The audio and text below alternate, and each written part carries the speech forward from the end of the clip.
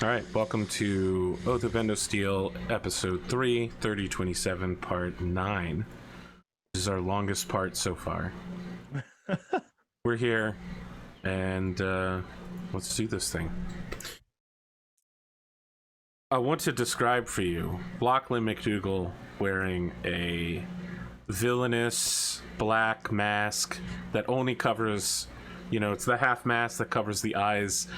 Does nothing to obscure his identity at all, really. And flowing, gorgeously embroidered with silver thread, black cape. But when I say cape, I don't want you to think that this is like a blanket. I want you to think of it like someone took the entire Nazgul outfit and turned it into one cape.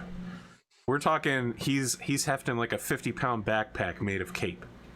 Like tuxedo mask level cape? No, tuxedo mask cape is just a cape. I want to be really clear here. We're talking super cape level. Okay. There are folds like within the folds. Yeah, it's like multiple layers, and oh my god, it's like a royal gown that someone has to take off of you because it's like too unwieldy. Like, I mean, how are you balancing that shit? Like your abs must be ripped at this point. So you've got your cane that you wear as cape black.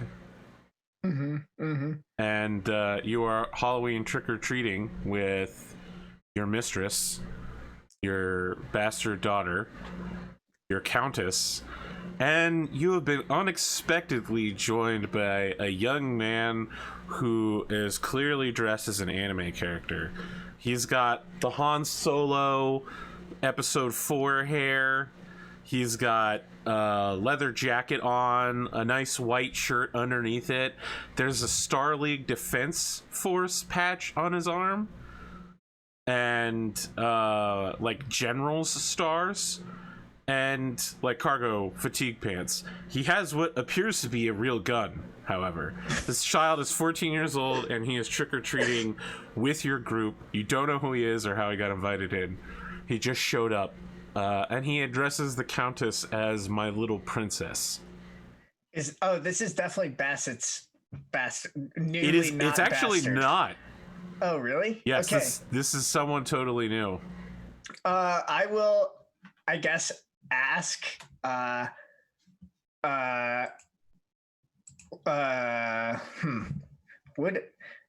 Yeah, I guess I'll ask Rosamund if she knows who this is. So she says, well, can't you tell that's General Alexander Kerensky? Lachlan just rolls his eyes. She means, not his costume. That's Baronet Cal Alistair Baldwin the Sixth. Do I know this You person? do not. So she says... Can I make a roll to see if I do? Because absolutely, I have been to school for politicking. So this is less politicking. Well, I suppose I'll buy that. You got like protocol or something, maybe? Well, I've got both protocol and knowledge politics. I'll take knowledge politics for sure. Cool. Alrighty. My knowledge politics is at a +4. Let me make sure this works right. I guess Lachlan didn't pay that much attention at school, considering he only has a +1 in his major. That's rough. Alrighty. That is a 9 + 4 is going to give me a 13. Okay, so you've heard rumors about this kid.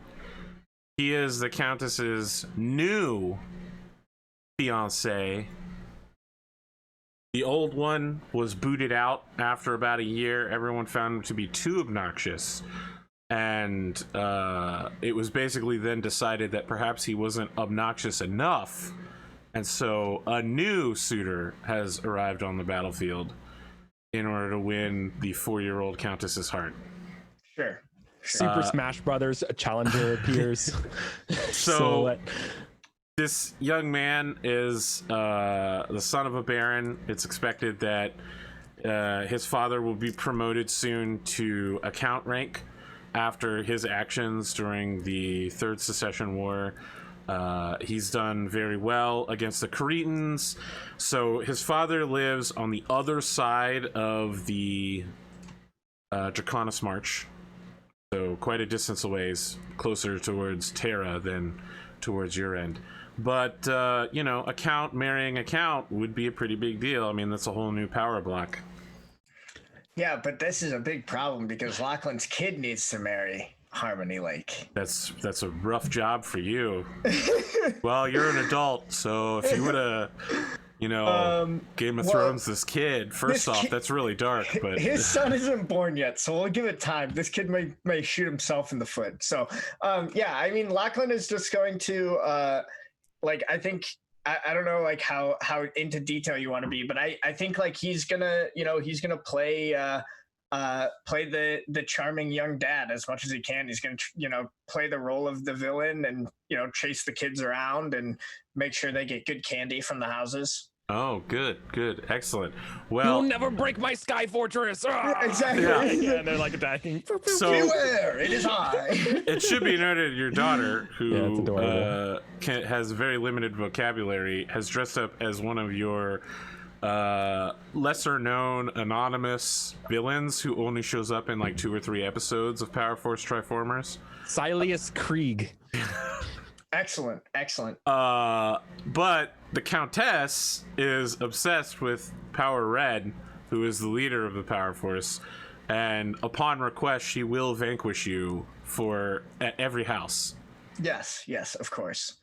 I think like at each house, I'm imagining by like house like number 3 or 4, Rosamund is just like rolling her eyes at this because every single time Lachlan will do like a ridiculous, dramatic, way over the top dying moment. She actually does not. She seems to be fairly amused at the thought of you falling over and dying and rolling around on the ground. Okay. For what that's fair. worth. Listen, normally your relationship with her can be somewhat strained, but you at Halloween time seems to be going okay. Fair enough. Yeah.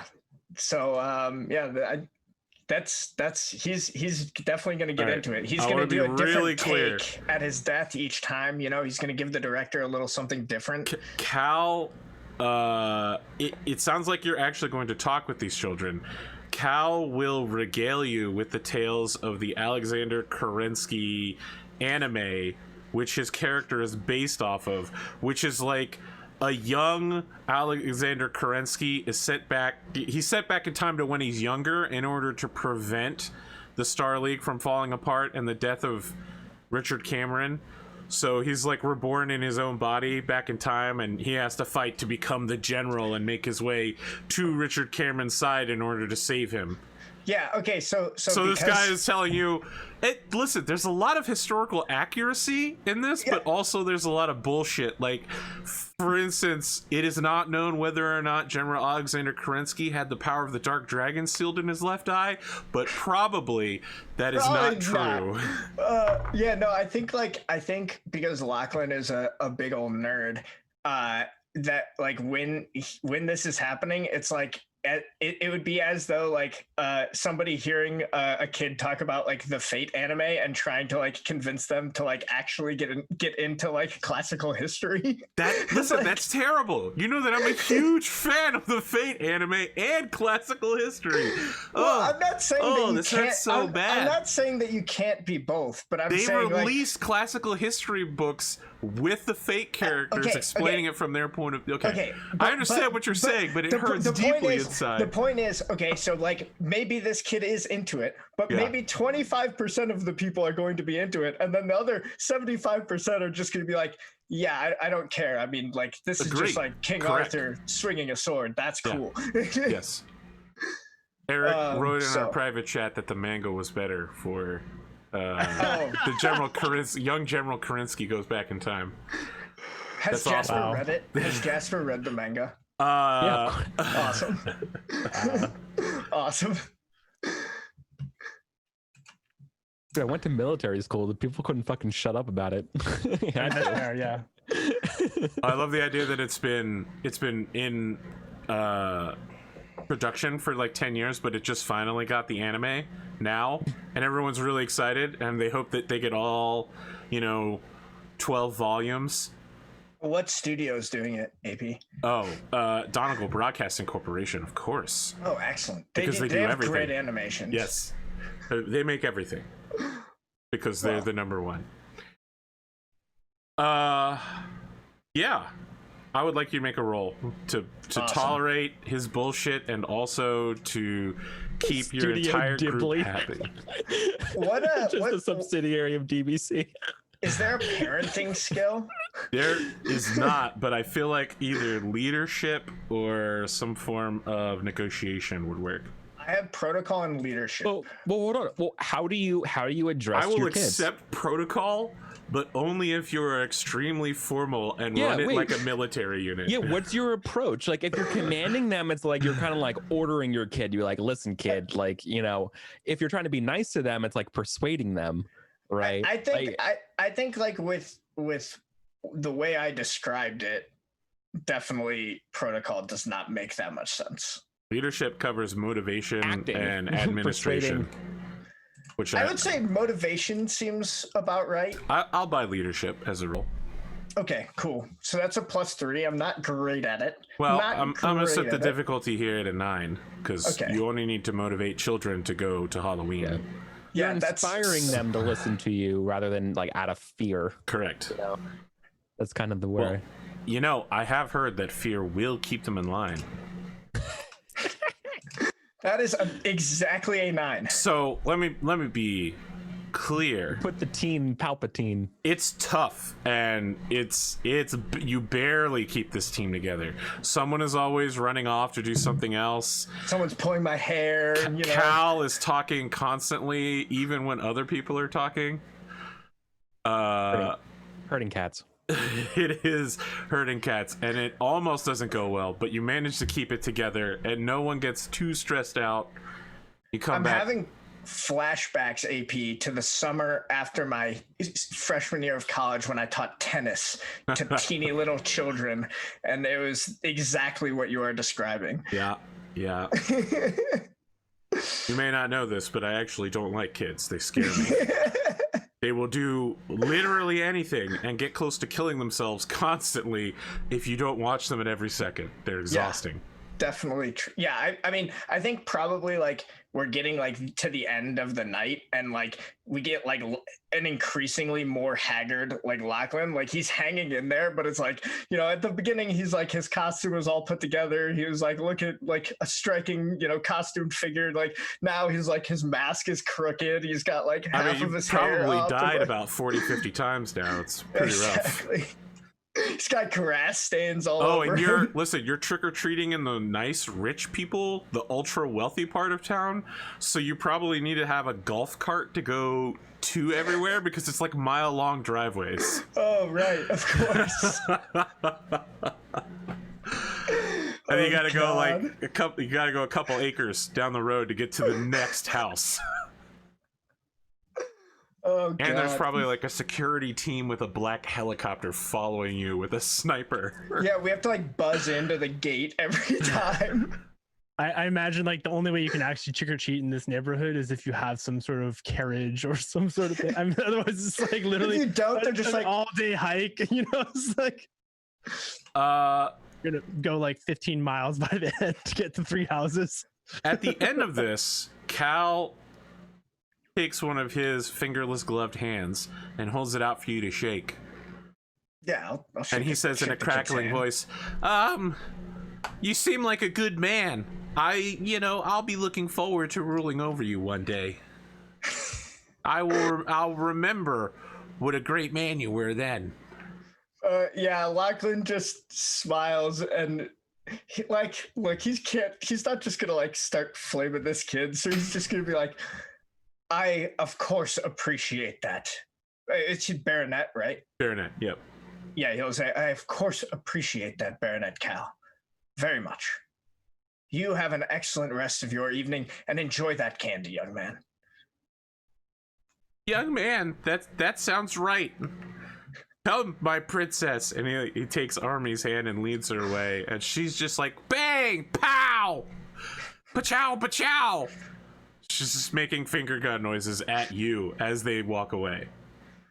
Yeah, I think like he's like, you know, forcing the smile and like waving to them until they're like out of distance, and then it's just like just the whole body just sags. It's just like, oh Jesus, oh that was a lot. All right, that's the moment where the helicopter lands next to you, and 2 of your security guys begin stuffing you in the helicopter after folding you in half and throwing a bulletproof vest over you.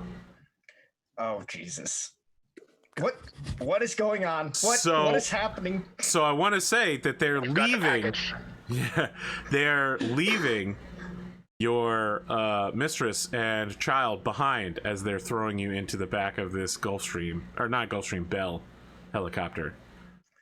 You could try to take control of the situation with the leadership. Otherwise, they're just going to throw you in the back of this thing and wrap you up in security measures. Yeah, Lachlan at the very least wants to get his daughter out of whatever badness is happening, because he's already decided that he's, he cares, and but he probably doesn't so much care if Rosamund gets in, Wow. other than as I'm like an afraid of it. auxiliary. All right, hold on.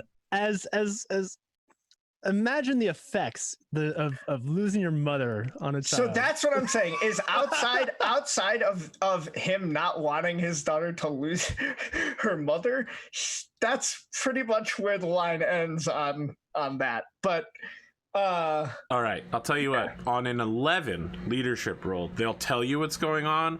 On a 13, they'll actually listen to you. okay, Jesus. All right, so I need to hit a 10. All right. Yeah. That's a 12 plus 3 is a 15. Yep. Yeah. So that'll work. I'm just like, Lachlan's like, God damn it, tell me what is going on, and you need to make sure the girl gets into the chopper if I'm going as well. All right, so they grab both of the women and they throw like a little child's bulletproof vest, like my first bulletproof vest that will fit a 2-year-old over her, and they that's a throw scary like a thought. bulletproof Yeah. smock over Rosamund, and then like bolt Rosamund into the chair, bolt you into a chair, and get a little like safety seat for young Celeste. As the helicopter's taking off, one of the security guys is just like, understood.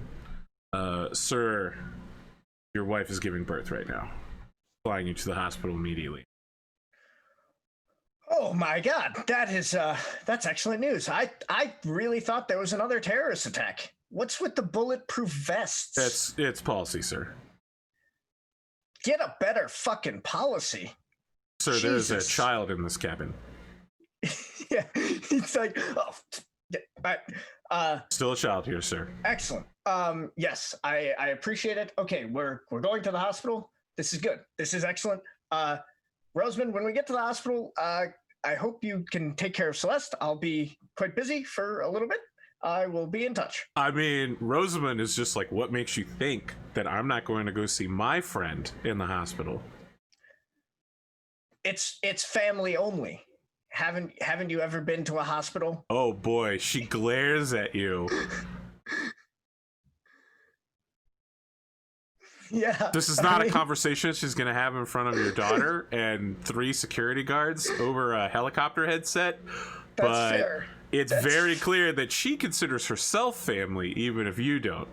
Yes, that's been made abundantly clear. Wait, I just want to clarify. Does the child have a child headset? No. No. So she I mean, wouldn't it's have probably heard just the probably just ear dampeners. Yeah, probably. So the guard who's with you in the back goes, sir, in regards to the policy, we don't transport anyone without full security measures. Of course, of course.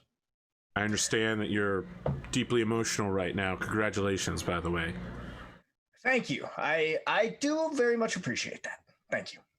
He pulls out a cigar from one of his like black pockets and then clips it off and hands it to you. Michael just takes it as like, oh, good man. I'll Please don't smoke it inside the vehicle, sir. Yeah, I wasn't. There's a child here. We do not recommend smoking in the interior of a helicopter either, whether a child is present or not. It's company policy.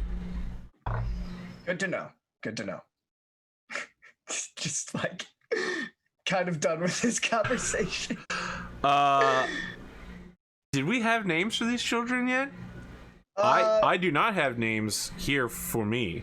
I meant to have Lachlan talk to Xenia about that. Sure. But have this conversation whenever you're ready. Yeah. I mean, we can do that, or we can jump to somebody else first if you want, because it's been a lot of Lachlan so far. But Kuro, I understand that your aunt has died. Things are not going well for you. You blame Sebastian Bassett in large part for everything that's happened. Your wife has returned from her, I don't want to say imaginary conference. Let's call it intentional parting. Yeah. Her conference of mirage. Well, let me be clear. The conference was real. Right. But she called it specifically to spend time away from you. Yeah. Okay. No, I understand that. So I guess like I think you just get her. She's wearing like loose tropical shorts and like a gigantic ass summer beach hat. I'm totally imagine it. Yep. Yeah. With a yellow blouse or something like that. No, a men's Hawaiian shirt actually. Oh, interesting. Yeah. Okay. And she's just just standing there in the doorway staring at you, because last time we saw you were drinking heavily in the darkness, complaining to your friends. So I feel like probably you're not in a great place, but don't let me write your story for you. No. I think at this point, I'm no longer in the darkness. However, I am certainly on the balcony, still with a beverage in my hand. When you say beverage, do we mean like Coca-Cola, or do we mean like rum and Coca-Cola? No, something classier than that. I'm like 30-year-old whiskey, something like that. Jesus, you think you can be classier than rum and Coke? Get fucked. There's something classic about the simplicity of the intermix of complex flavors, but only two objects involved. High fructose corn syrup. High fructose corn. Listen, sir. Look, I will have a rum and ginger beer before I have a dark and stormy. Okay. Uh-huh. I don't like the sharpness of ginger beer anymore. I can't handle it. Well, it's unfortunate. I'm sorry for that. But it sounds like a personal problem, AP. It is a personal problem. I bought 12 cans of ginger beer. Now I have 8 cans I don't know what to do with. Hey, AP, I will gladly take them off I'm not going to send them to you. It'll cost more to ship them than it would to just buy new cans. All right. Your wife is standing there. She doesn't say anything. Listen, dark sky, endless Milky Way galaxy. You live in the middle of nowhere, so you get that low light pollution. She is backlit by the room. Can't see her face. I feel like Kuro is standing there kind of looking off at the stars, probably some depending on the astronomy, a moon, or are there like multiple moons on this on Whittington? I mean, that's no moon. God damn it. Yes, there are multiple celestial objects. Okay.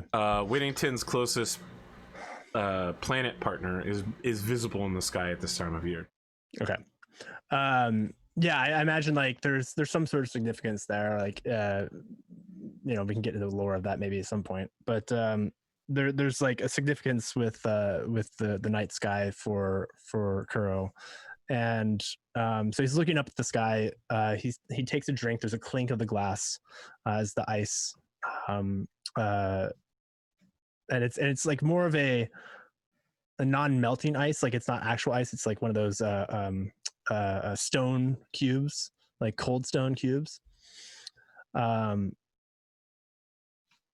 clink of that. He looks up. And without looking at Jana, he says, "Welcome home."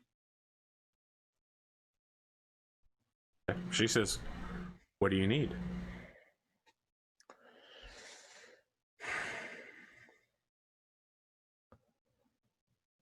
I'm sure you've heard.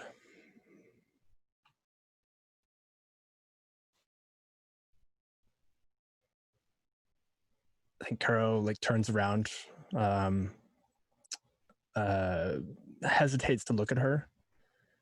Yeah, she's staring at you. Yeah.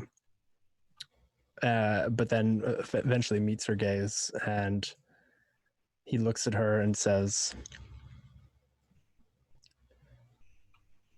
I need a foundation, something in which I feel, on which I can succeed at every turn. I feel like I have failed. With you, with my family, I was trying to be different. I was trying to break the cycle of how my family lives, how we perceive bonds. She walks out onto the balcony next to you and takes the drink from you. She's preparing for a monologue. And she says, how have you been different? How? You kill when it pleases you. You lie and you steal when you feel like it. You're everything that you were trained to be.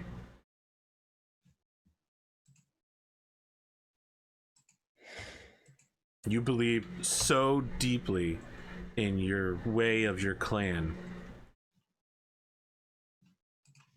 in the way of being a Mechwarrior.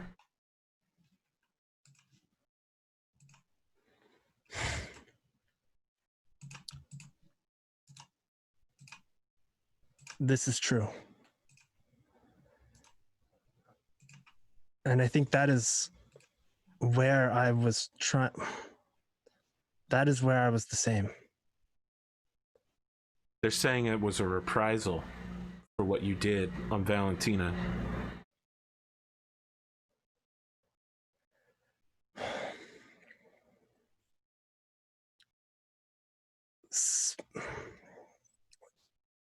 That is likely true. However, my aunt was simply doing her duty to ensure that those that attacked us were captured. And I sent her to her death, knowing that this person was trained and skilled.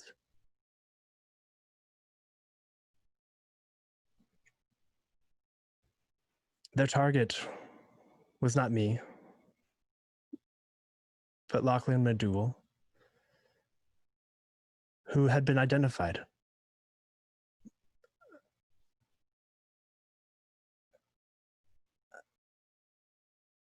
Many things I wish were different.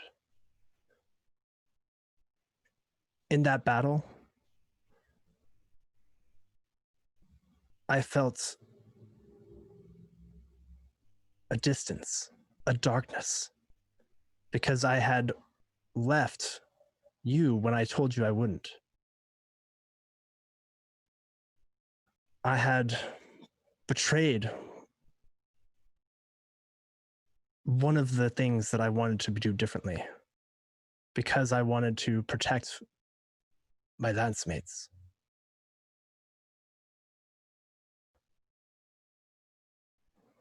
So it seems that even though I may have different intentions, my actions speak similar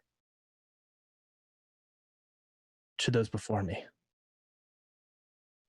And now my aunt has died because of me. Okay. She takes your hand and says, I have brought mercenaries here. They will fight for us. Your friends will fight for us. You don't need to fight, to lie, to kill from the shadows anymore. Just give up the violence. You're a better man than a murderer. if you would just stop.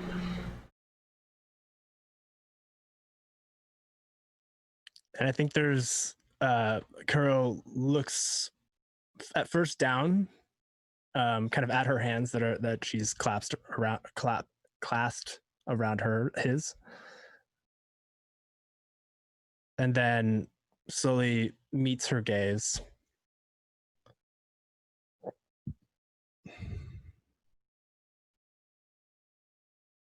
I want to bring change.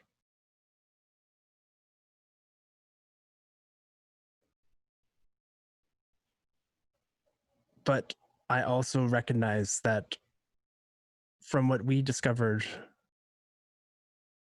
war is inevitable in our current society. She withdraws her hand and turns away, walking back off the balcony, and says, "It doesn't have to be you. There are others who can fight this war in your place. If you want to change, you have to start."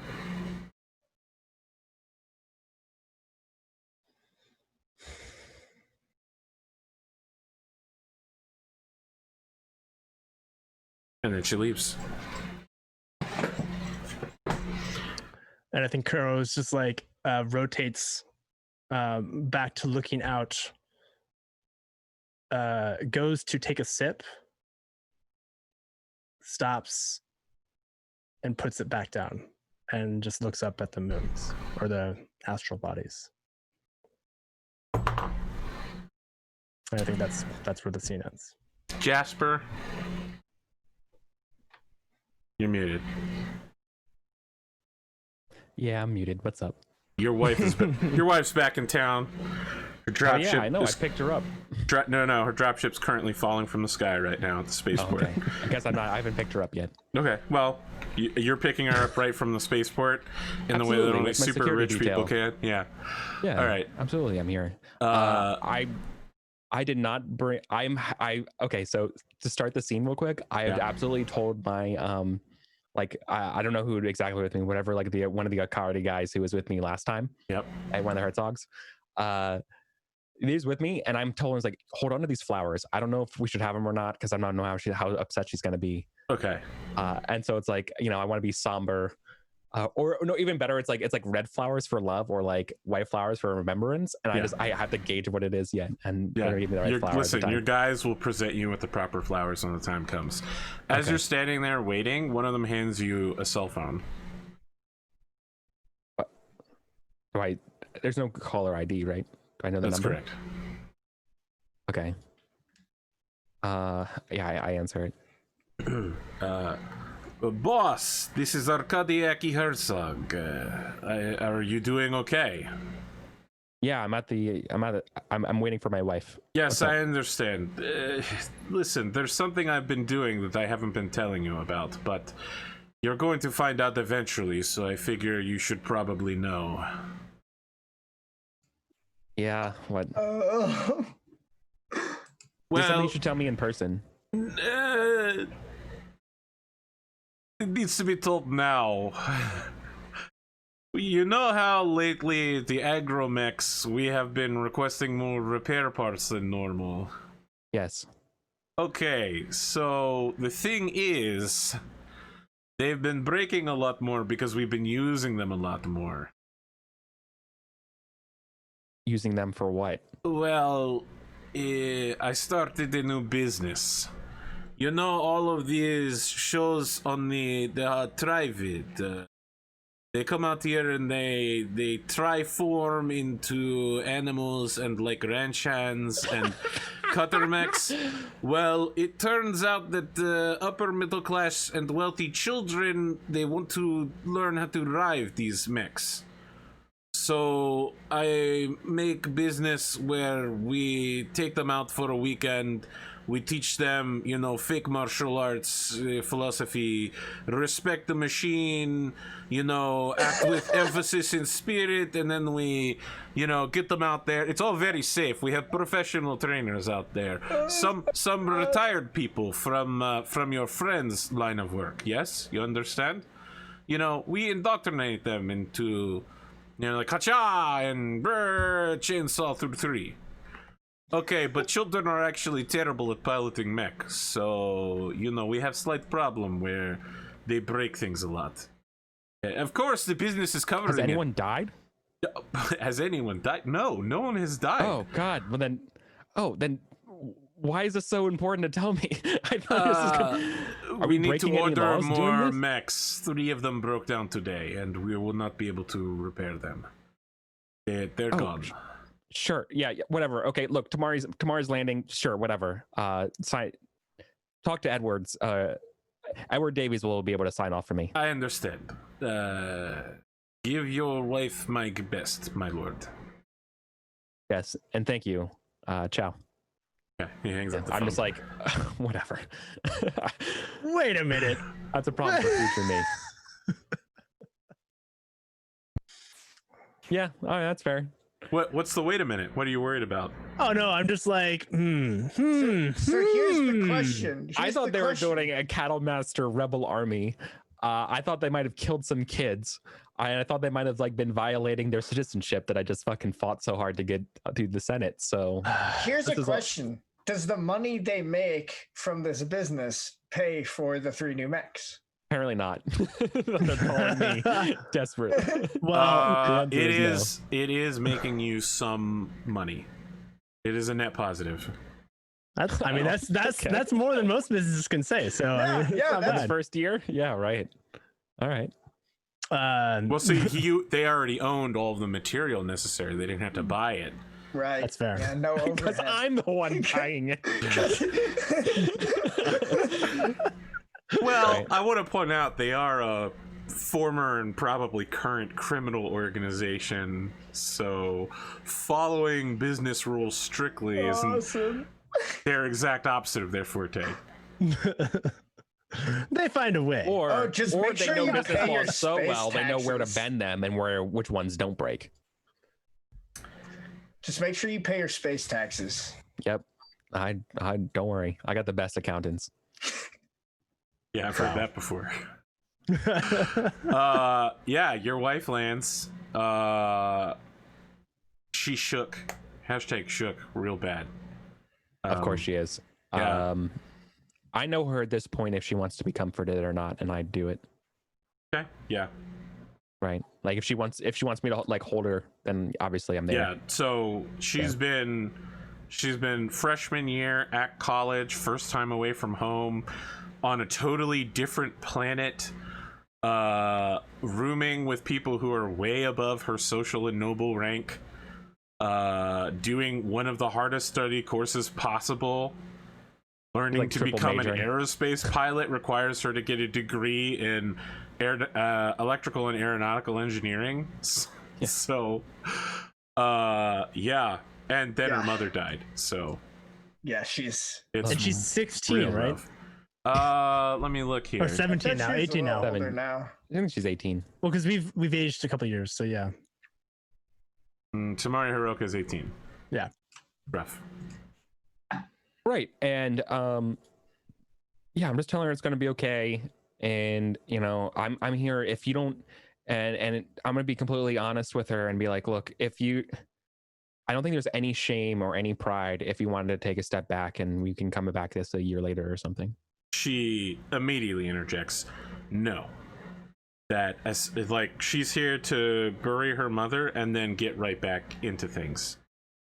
That she's tough and she could take it. You don't think that's And true? yeah, and I know she's lying. Boy. You don't have to do this alone, Tamari. I think she takes a deep breath and breathes in some of those red flowers I that don't your know, guys handed yeah. you. I like. You don't have to do this alone, Tamari. Give me. Yeah, exactly. No. There's I not know. even. You don't even have to motion for it. Like they all. You listen. They are criminals. They're pretty good at reading people, doing a cold read, doing a warm read. They've handed you the Yeah. correct flowers before you're ready to go. Nice. I'm like a magician. I just pull them out. Yeah. Yeah. Okay. So she takes a deep, she gets a deep whiff of them, a sniff, whatever you want to call it. and sighs and says, I do have to do this alone. When I'm up in the air, I'm alone. It's just me in the cockpit. If I want to get there, I have to do it by myself. Okay, this is some Battletech lore I don't understand. When you're a pilot, you're not flying alone. You're flying with a squad, and you're doing your stuff with people too, just like we are, right? Sometimes yes, but recon flights often fly alone. But more importantly, two-seater cockpits are extremely rare in the Battletech universe. Right. When she says alone, she means she has to fly the machine by herself. Yeah. Okay. I know how lonely a cockpit can be, Tamari. You don't have to tell me what it's like. Wow, you got really defensive there. Yeah. Well, I want her to realize she's being foolish and that being alone.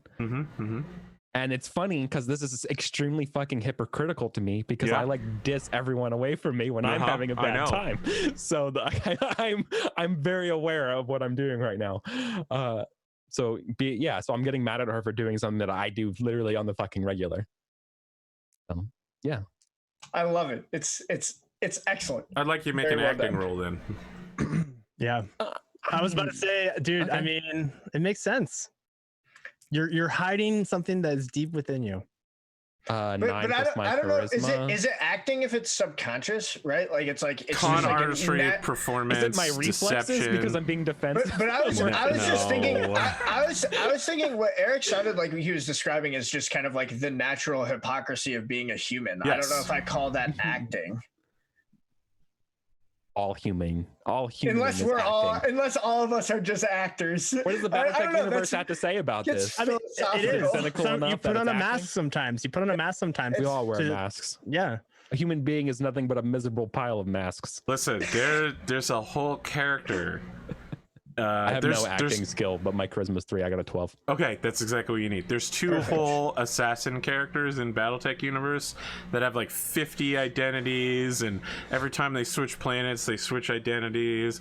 They're the best in the universe, but both of them get caught easily twice for one of them. He gets caught twice by the same person. He's catch me if you can shit. Yeah.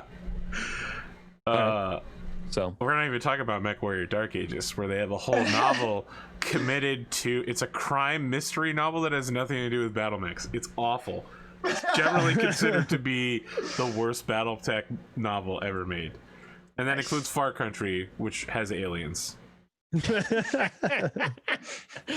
Fair enough. Oh my goodness. In Far Country, the jump ship that they're on misjumps and sends them to an unknown destination, and there are sentient bird aliens that they fight with their Battlemechs. Wow. It's like Alien meets Avatar. Yeah, I was about to say. It's not great. There's some weird Battletech novels. Anyway, she buys what you yourself consciously or unconsciously don't, that she doesn't need to do this alone.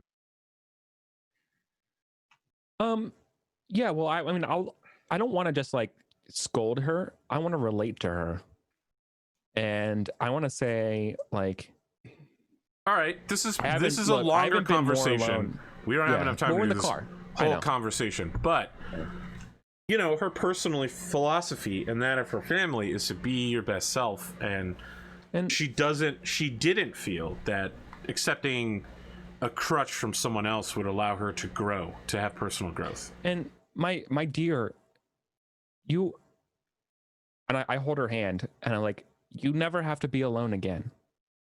As like I hold it.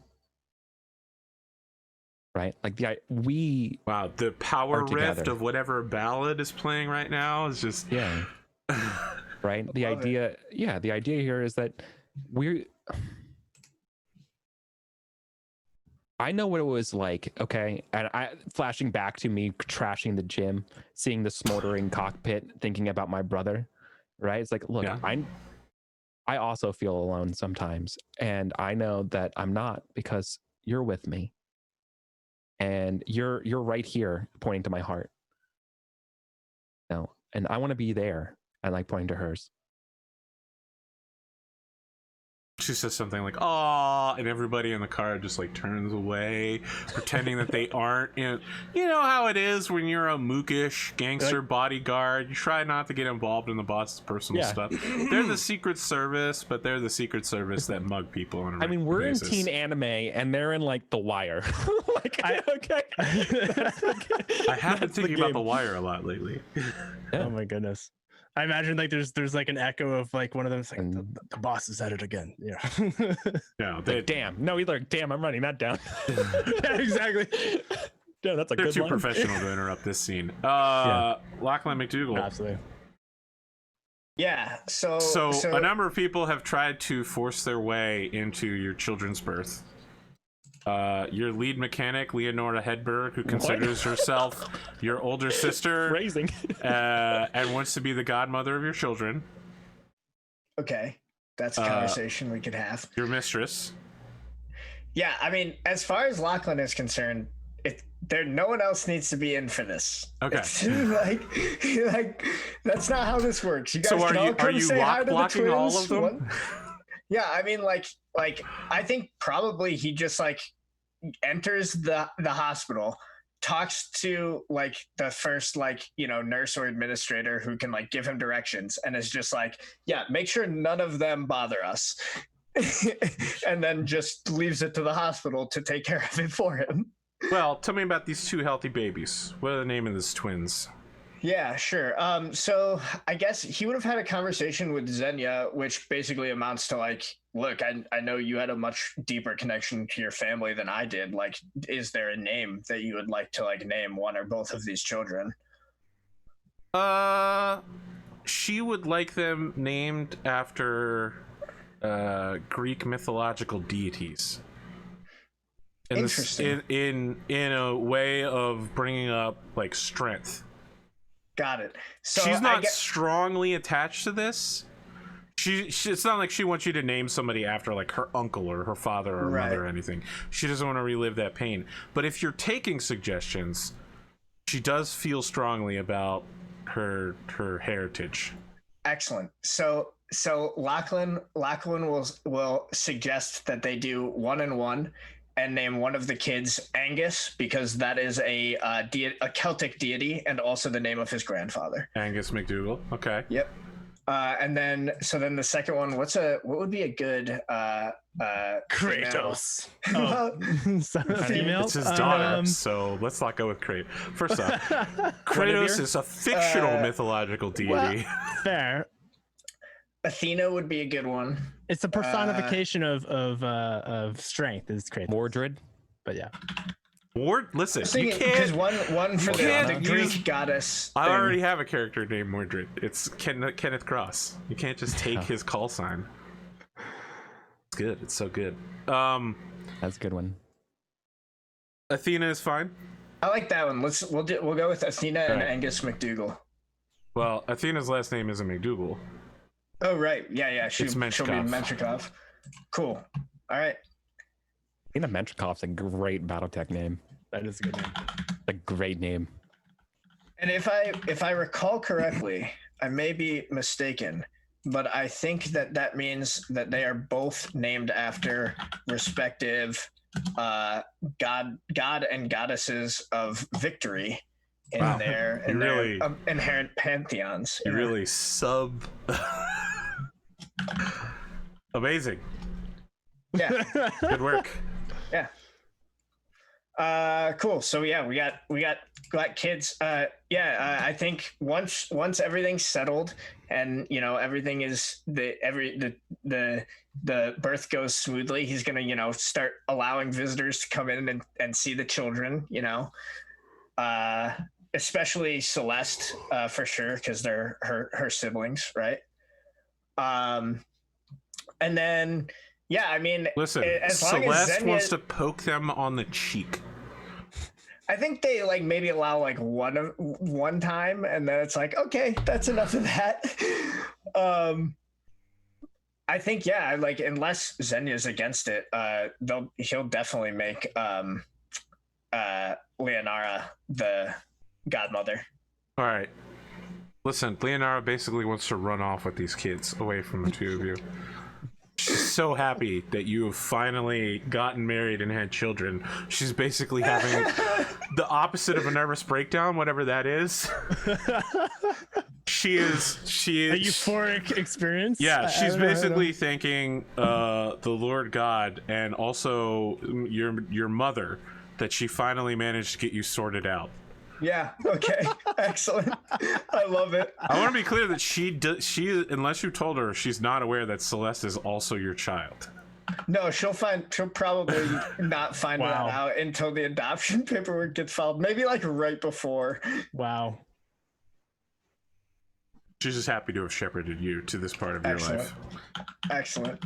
Waiting for you afterwards is a very stern and grim Sir Erwin Faberlake Reincolt. And he's got the Oath of Endosteel sword with him. And there are people in the hospital that are like, sir, you can't carry that in here. And he doesn't even give them the, do you know who I am? He just keeps walking. Oh God, that's hilarious. So, I mean, he's what do they call it? Formerly athletic, in his mid-50s.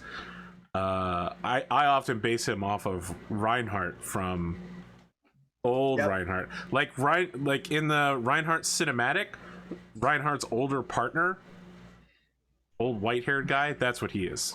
Perfect. So he is towering over all of the other shorter Japanese heritage people waiting in the outer lobby room for you. And he's got the hilt of a sword coming like 6 inches over his shoulder, Witcher style. Yeah. Lachlan will, let him in to say to. No, he wants you to come out and talk to him privately. He'll come talk. Yeah, he'll come out. Sir Erwin, it's a pleasure. Aaron, how are you doing? I am well. How are you?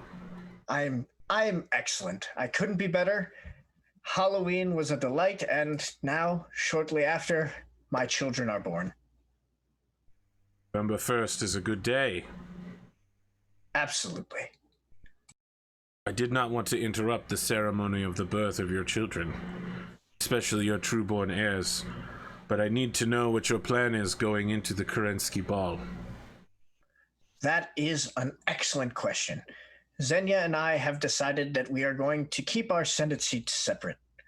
My daughter shall be inheriting the Menshikov name, and my son shall be the next McDougal heir.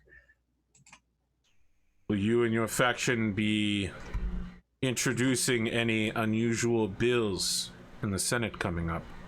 There are things that are moving behind the scenes that I must take care of, and disruptions would be unwarranted.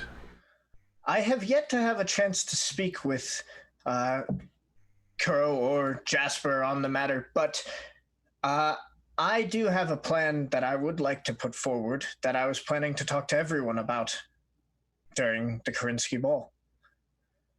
As I've told you many times before, I believe that we need to spend the time we have to grow as fast as we can before the inevitable conflict comes. As we can see from the recent attacks, things can happen rather rapidly. So I believe we should invest in infrastructure and defense infrastructure especially.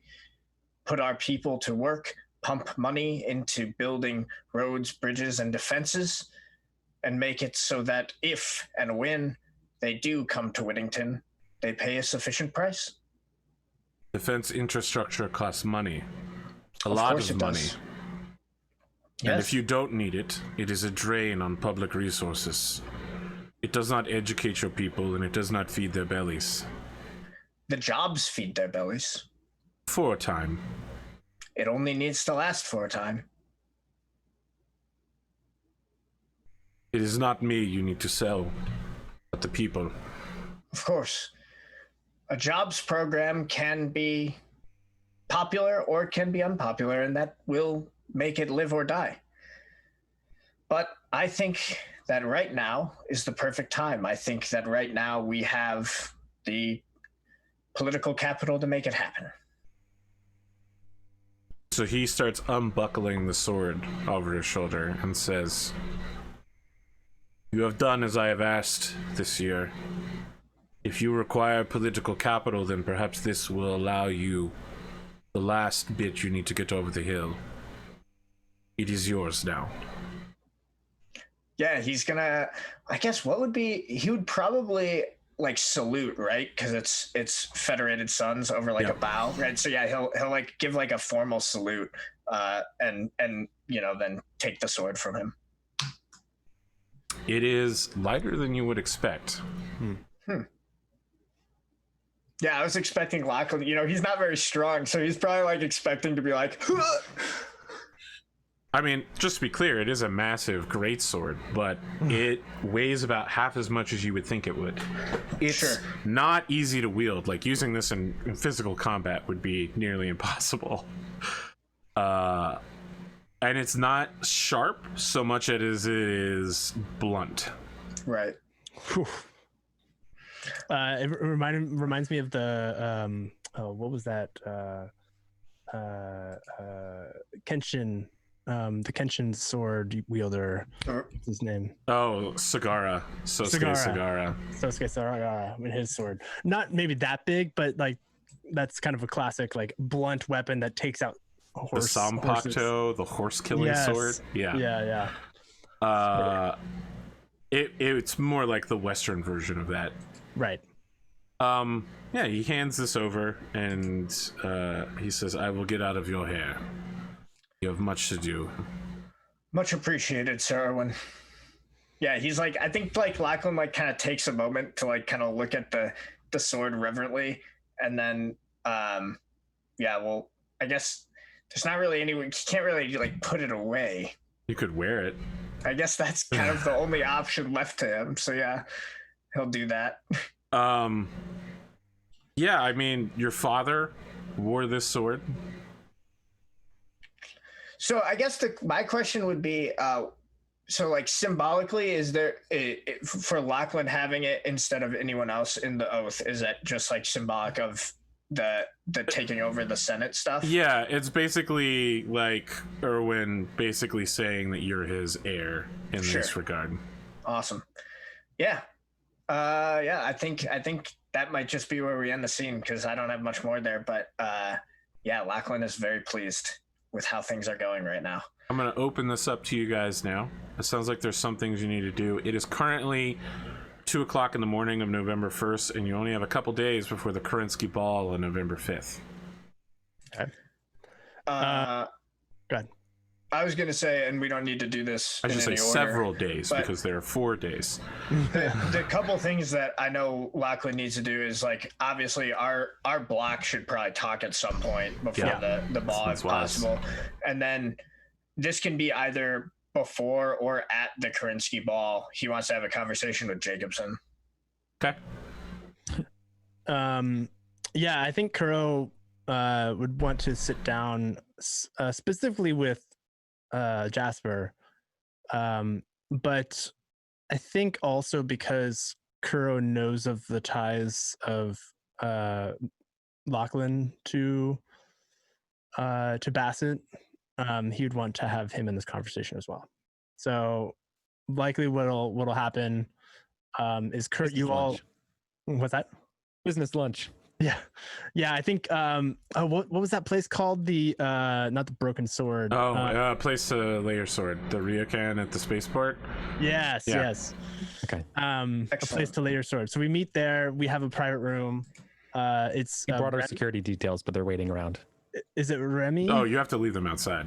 Yeah. Emil is the name of the. Emil, that's right. Yep. I'm getting so close with all these names here.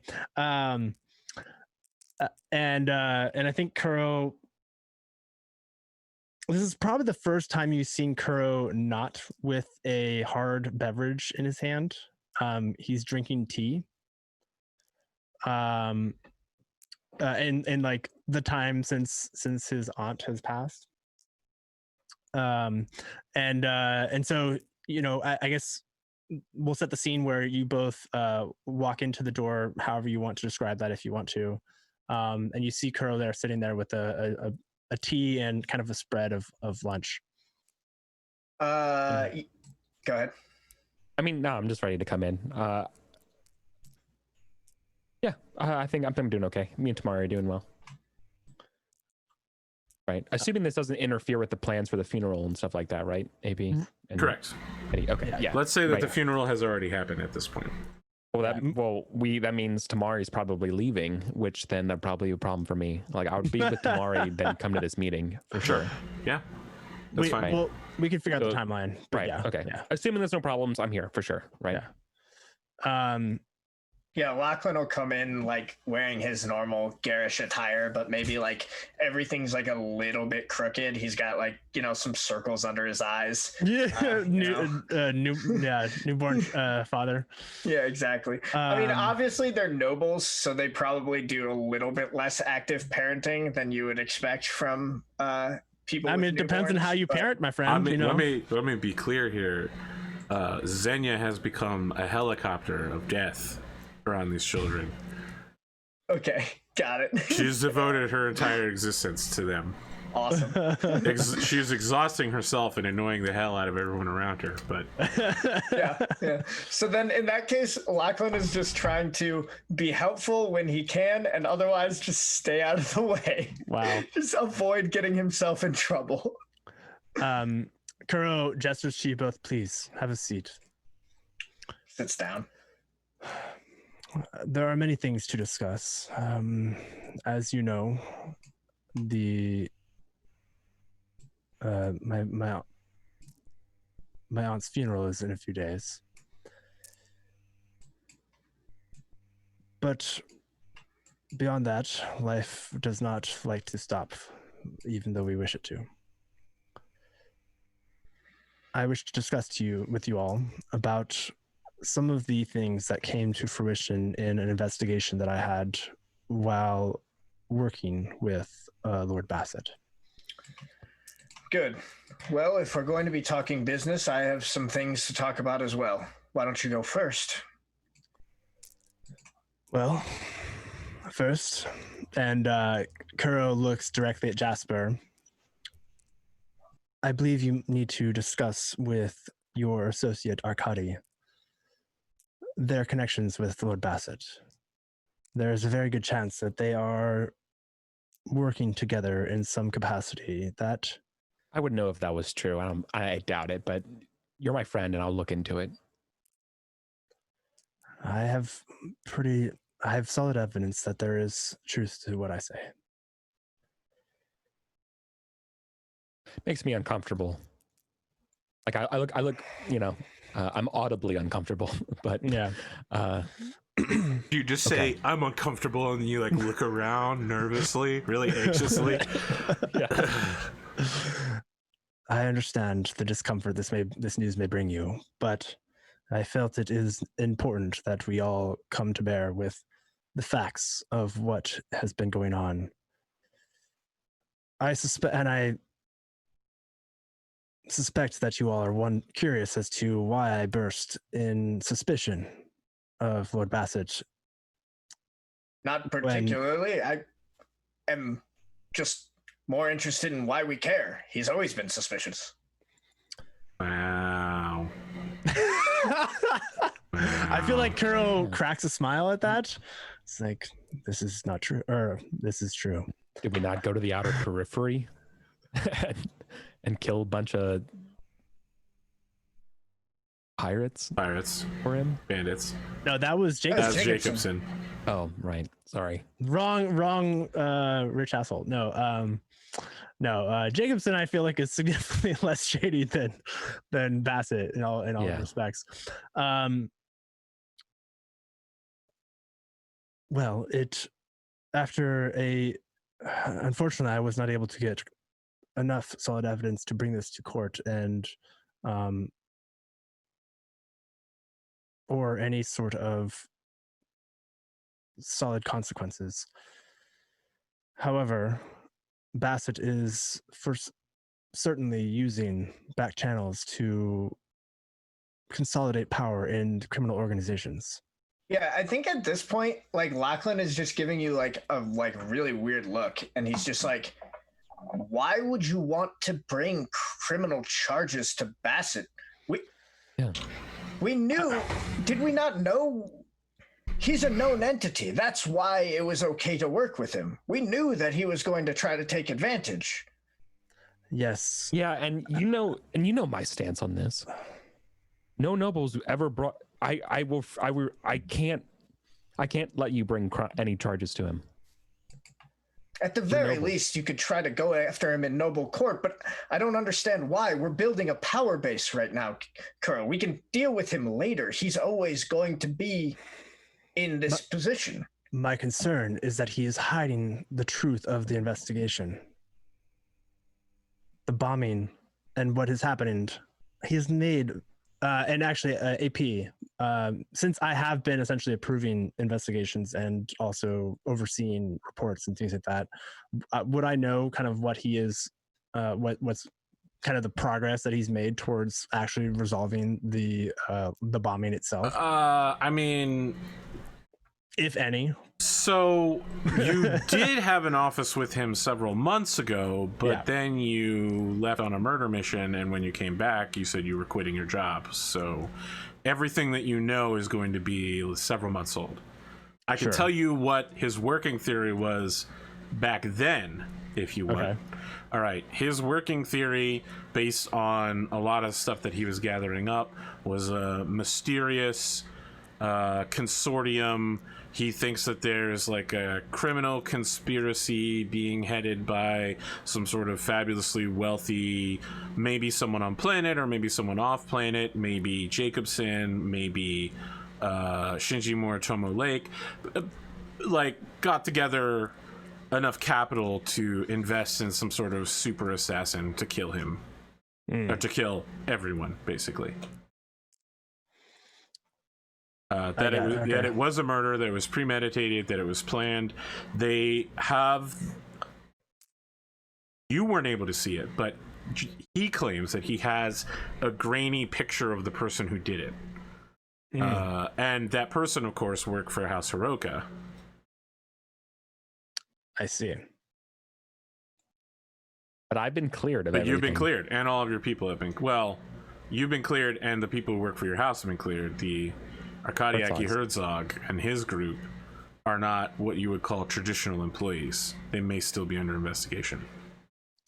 I mean, they literally handed you a photo that had Arkady meeting with Jacobson, or Arkady meeting with Sebastian Bassett, and they went, "Do you know these people?" That's right. Yeah. And you were like, "No," and they were like, "Okay, well, you're good to go."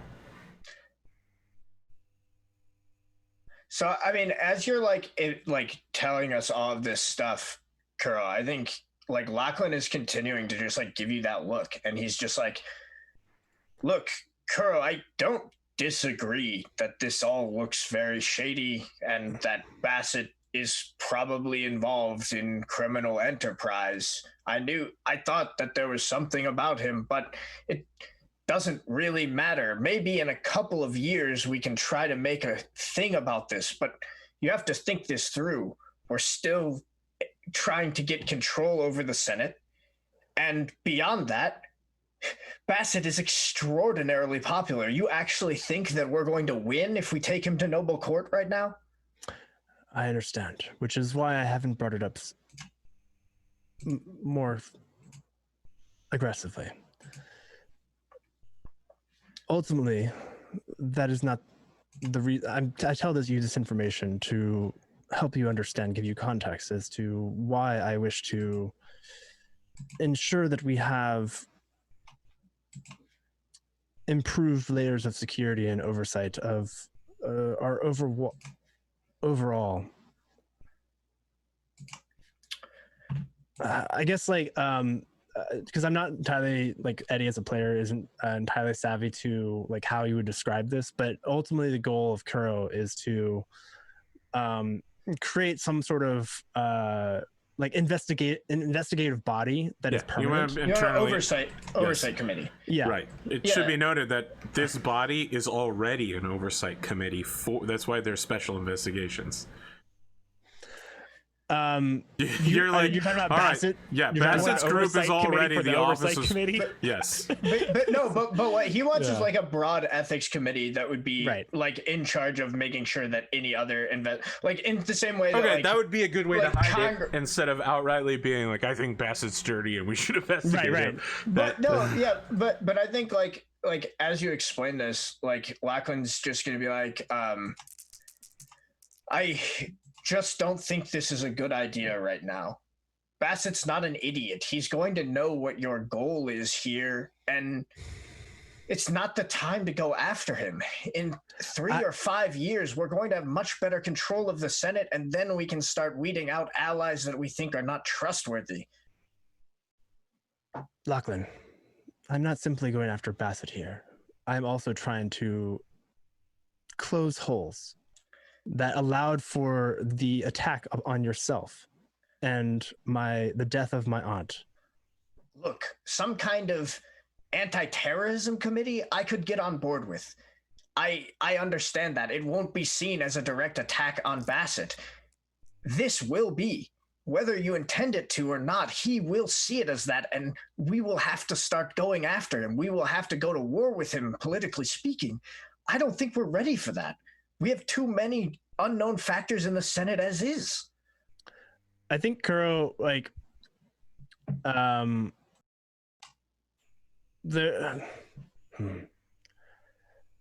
understand where you're coming from, Lachlan, but ultimately, if how we phrase it, how we structure it, can lead us to the next step of making sure that investigations are not corrupted and that the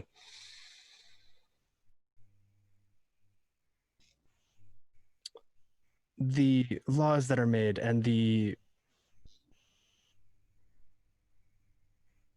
committees that are formed adhere to a standard that can allow Whittington to progress. We can work out the details or whatever. The point is that you're going to put forward something on the Senate floor. Is that what I'm taking as That is correct. drink from my tea? Okay. Yeah, I mean, like, you have to promise me. You have to promise me that whatever we come out of this, that there'll be no criminal charges through the public courts. And that wherever we're doing this, you know my views on nobility.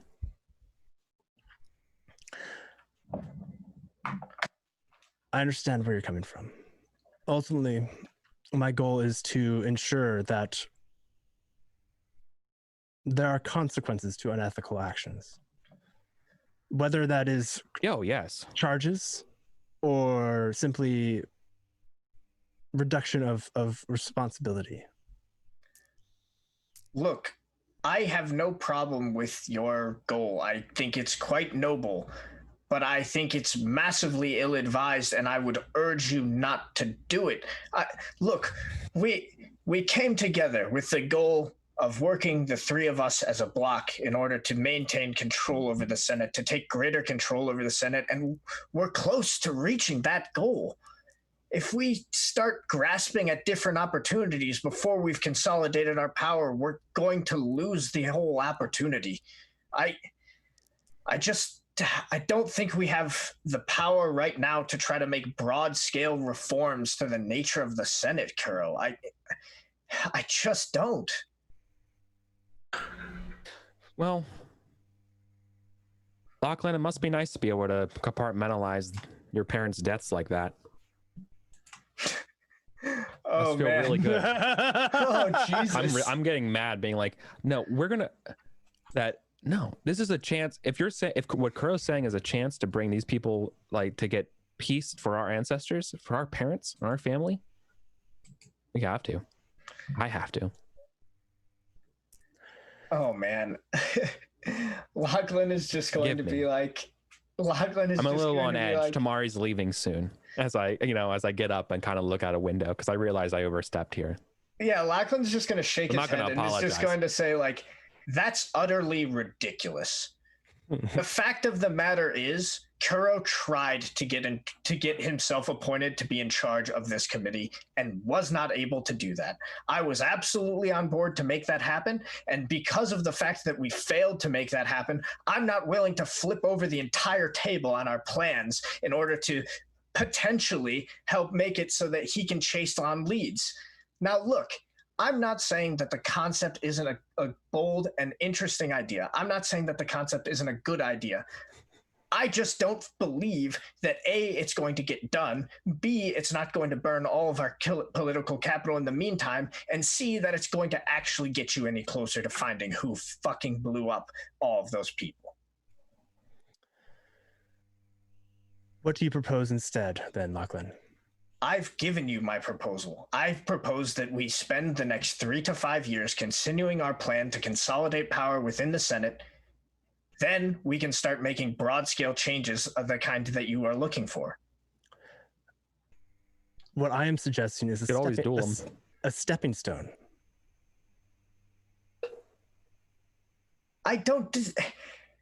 It can be a stepping stone, but it's still a wide-scale reform. You're asking for a broad-scale ethics committee that has massive power.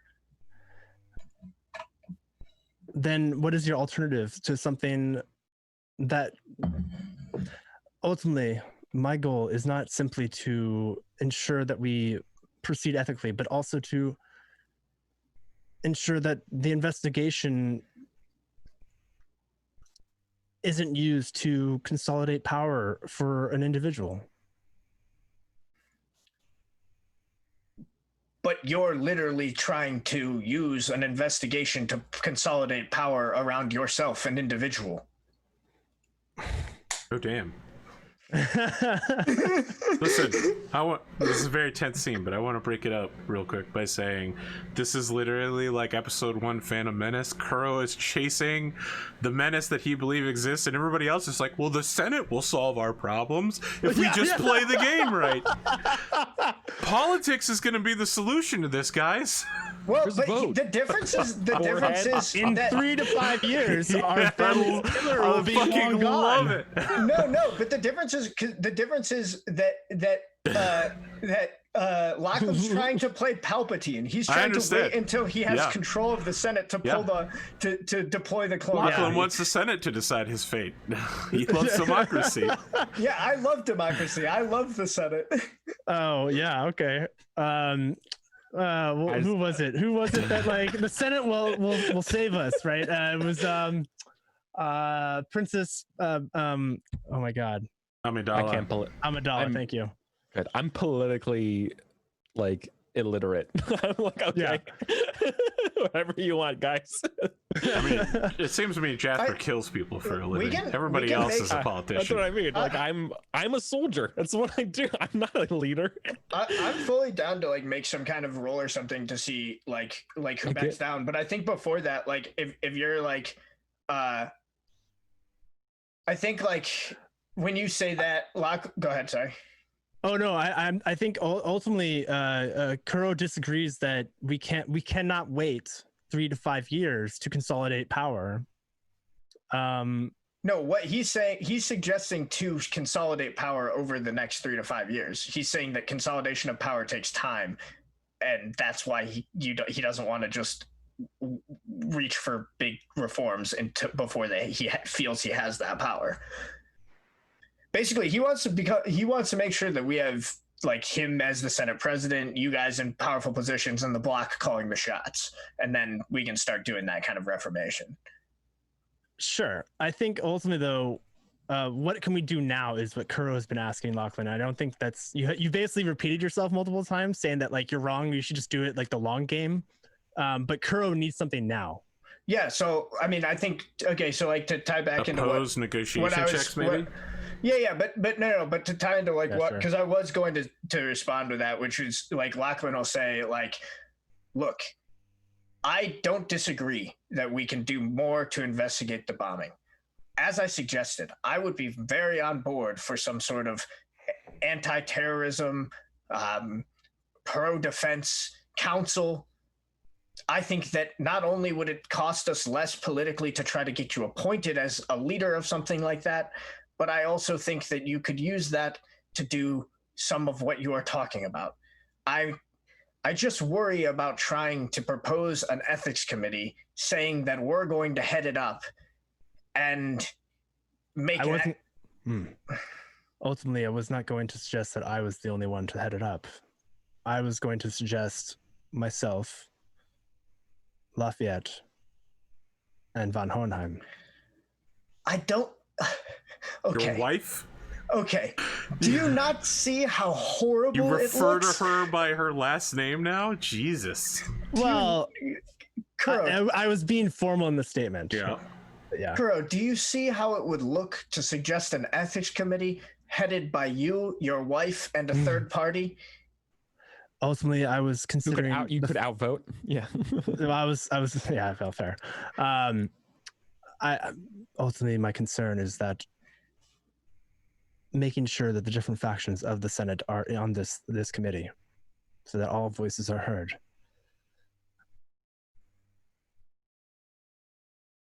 Whether or not it is myself or my wife or someone else from the more progressive, I suppose. Yeah, well, I guess what would the factions be described as? Like, there's probably terms. There's the War and Peace faction, wasn't it?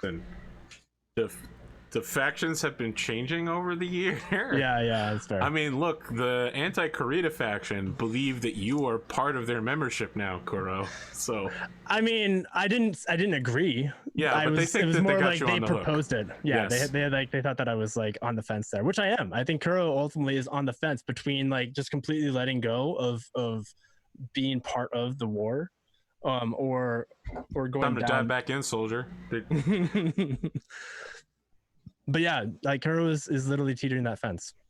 So we want to make this negotiation roll. We keep going back and forth, but we're Yeah, circling that- the same yeah. topic. I feel like we should just do a roll or something like that to kind of do a final decision. And this doesn't necessarily we'll- mean that anybody's been convinced, but they're going to drop their side just to, at the very least, keep the peace.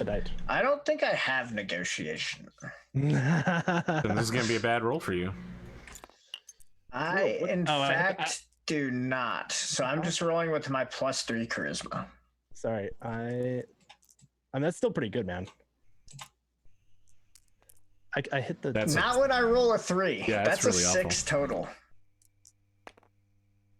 Oh, that's a 10 plus I think at least 3. So. Yeah, I mean, there's no way I win that. So yeah, edge. Edge. Yeah, sure. Why not? I'll re-roll it. Oh, jeez. I mean, there are more important things you can roll over. Jeez. You shouldn't have reminded me. I wouldn't have done it. It's just him trying to waste your edge, my man. So is the answer here to delay this? Maybe you're not. So like this isn't mind control, but the idea here is that this is not the right time, and that there is that he'll back your play at the right time. 3 to 5 years. What I was hearing. So I said I would back his play once I've, and then his suggestion was like some kind of like other something else targeted more specifically towards like this streak of what is now becoming like multiple terrorist attacks that kind of thing. So I think ultimately, what's the compromise? Yeah, right. I think it's fair to say that neither of you get our way exactly with this role. But it leans more towards the longer term strategy, right? Sure. Yeah, right. So like, what are you willing to give up, and what are you willing to what's I guess what my question would be is like, what would Kuro take as like a lesser version of this? So I think what Kuro would take is an initial step that we would agree upon. So that could be, Kuro heading up the like a deeper an investigation of some kind, or question for AP then, is there some kind of existing ethics role within the Senate? You have deep knowledge of senatorial rules. I believe we've established that several times. There probably is like a defunct office. It hasn't been used in like 100 years of like Senate ethics. It doesn't have a lot of power, but it can subpoena people. Yeah, that makes sense. So what if like the compromise is that Lachlan will like, so that this doesn't look shady, Lachlan will propose this on your behalf, that we bring this office back with you leading it, because not only does Kuro, but also House Supaku has like kind of good reputation around like that kind of ethical behavior. And like philosophy and that kind of stuff. And so like that way it's like, then we can have a base that we can expand the powers of that office in the future if we wanted to. I think that's a good, fair compromise. Cool. So then I know we're running on time here, and I know AP's trying to push us along, so I'll kind of speed this through.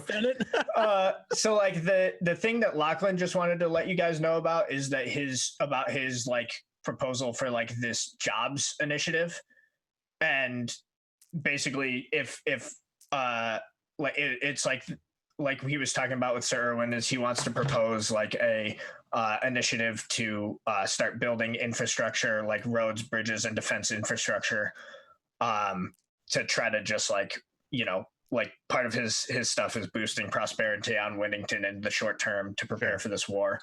But then like he would potentially ask if one of you would be willing to help present it, since he's going to be doing the ethics thing. Yeah, I think Kuro would definitely be willing to present that. Cool. Awesome. So that's what I got.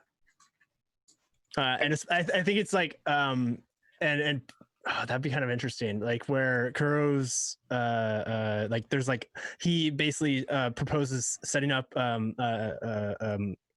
journeyman training to like help people progress into a new job, so they could then help build the infrastructure and do all these different new skills. So it's like there's layers to it where you don't just have like, now we have all this job work to do, but no one has any of the skills.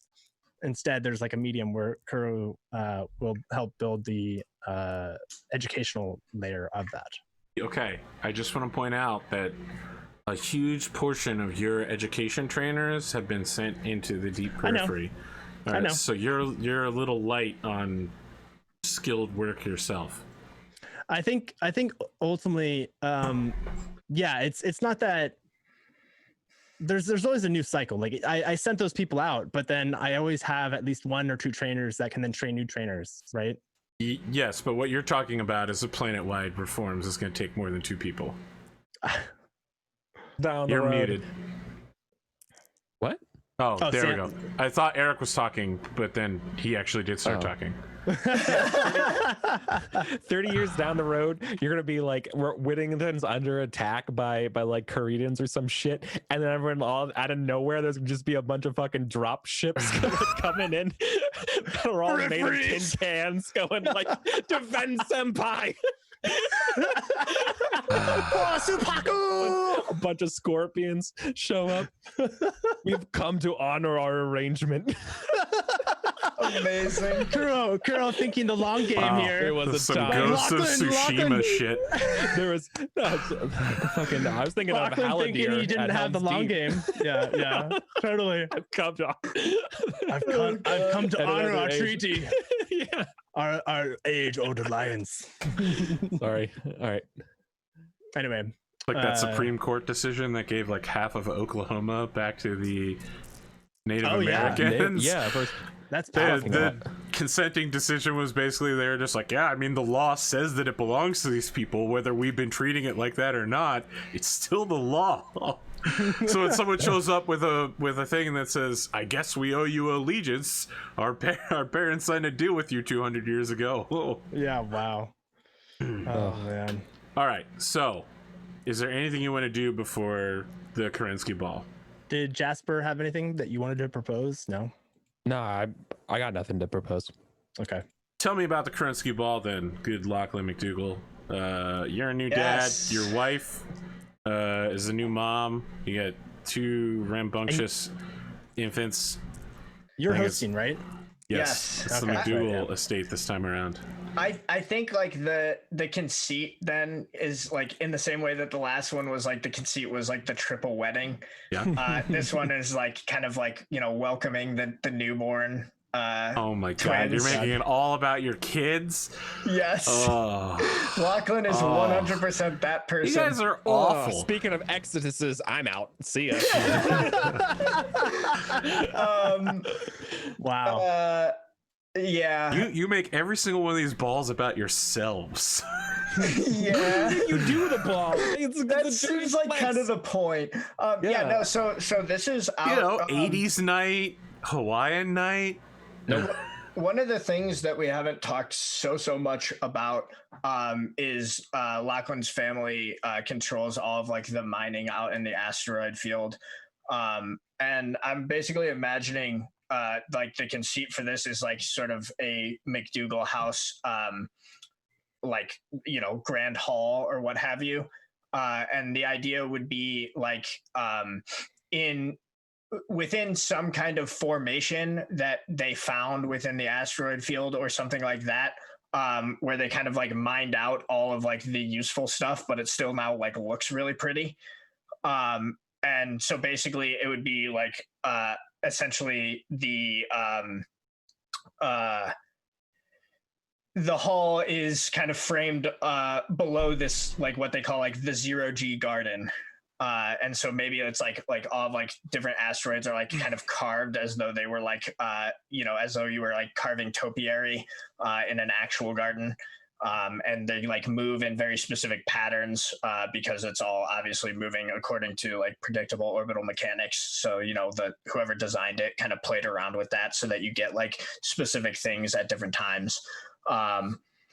And yeah, he's Lachlan is like really enjoying playing host. I think there'd be like, oh man, it would be some kind of, I think like maybe like the music is like very like whatever kind of music they would have at like Solaris. So I'm imagining Rat Pack because it's fake Vegas. Listen, that might be one of the many, but there are going to be a lot of different musical stuff. There's also Blue Man Group in Vegas, so So the thing about Solaris is it's not just Vegas; it's also a totally neutral haven where all 5 great houses have representation. Like they have not just embassies, but whole neighborhoods are essentially sovereign territory. So it's more of like a Singapore than a Vegas. So for non-Americans, it's basically like Solaris is America, with very deep internal divisions and a ton of fucking different musical. So yeah, like overall, we got some jazz, we got some blues. Yeah, exactly. So overall, Rat Pack is probably like the classy stuff coming out of it, but eventually you're gonna get crap like Sleemow. So yeah, definitely the decorations are very like classy Solaris, so very like glitz and glam and over the top. Yeah, I don't know. I do still want to talk to Jacobson at some point, but I feel like we've got a lot of Lachlan this episode. So I think it's just medieval. Yeah, so, I just think it's like medieval meets rock and roll. Yeah. So the thing that everyone's talking about when they come in is that it's come to discovery by Donegal Broadcasting Corporation that the current champion of Solaris, Justin Shang, formerly Justin Allard, was smuggled off planet and is now part of the Capellian Confederation's Maskarova secret police service. So people who accused him of being a Capellian spy are now convinced that, well, he works for the Capellians now, he must have been a spy all along. Right? So like for people who thought he was not guilty, some of them now believe even more like he definitely was not guilty. Others are being mocked by their other noble comrades and are going, I guess you were right, he was guilty the whole time. It's pretty deeply divisive because he is something close to a noble, and his treatment at every step of the way has been completely awful. And now he is defected to an enemy nation as the son of the current head of the Federated Sons intelligence division. Him joining the Maskarova is really bad for the Federated Sons. It's being considered one of the greatest failures of the Federated Sons in recent history. Good. So it's not a happy start to the ball.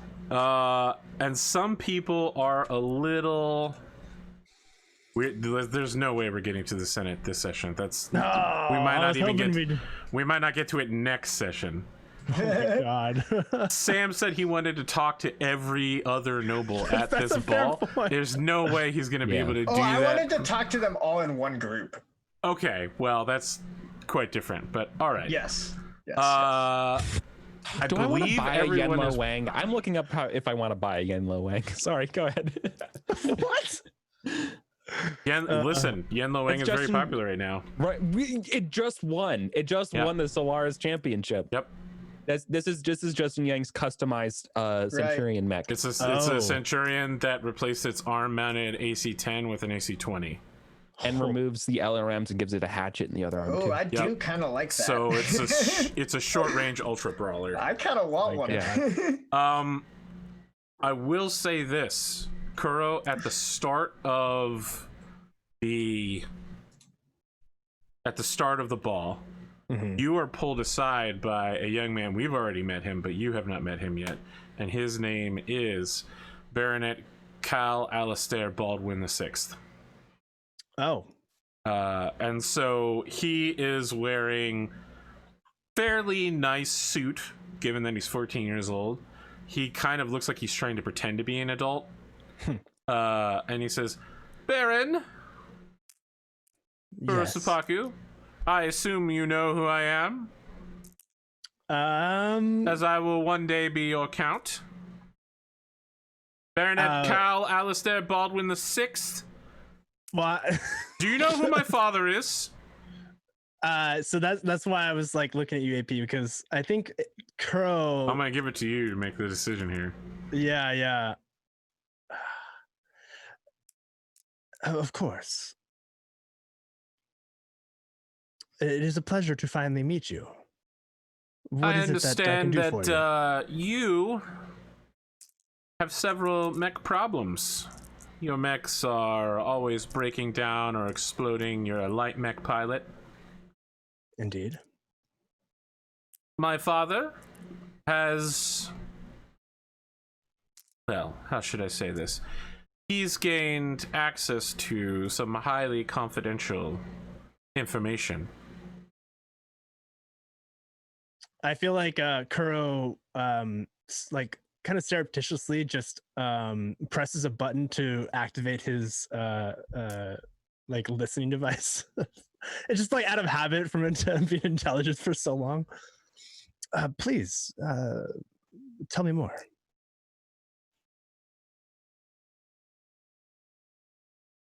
What do you know about Myanmar? As a player, I know nothing. All right. So he says it's the muscles that move your mech. When exposed to electricity, they expand and contract. That's how mechs move, is by controlling that. My father has gained proprietary information about triple strength Myanmar that the Federated Suns is currently developing. Fascinating. That would make movement in my mechs much simpler. Yes, I understand that you pilot one of those, the Capellian mech that people actually like. You know, that piece of trash. What did they call it again? A sparrow? A raven. Yes. My understanding is that several of them have been captured and are being refitted with this technology, still in prototype testing. I'm sure I could get you access to the program if you wanted. It would be expensive, of course, to be shipped so far out here. And then the mech would need to go into a mech bay and be fully torn apart. Everything removed and the triple strength Myanmar placed in. Again, it's highly prototype, but, you know. I appreciate you bringing this to my attention, and I'm sure as my future account, you would want to grant me access to this at a good deal. Of course. Very well. Well, I appreciate it. I appreciate you bring this to my attention. Have your people talk to my people. Of course. Vega will be in touch, my lead mechanic.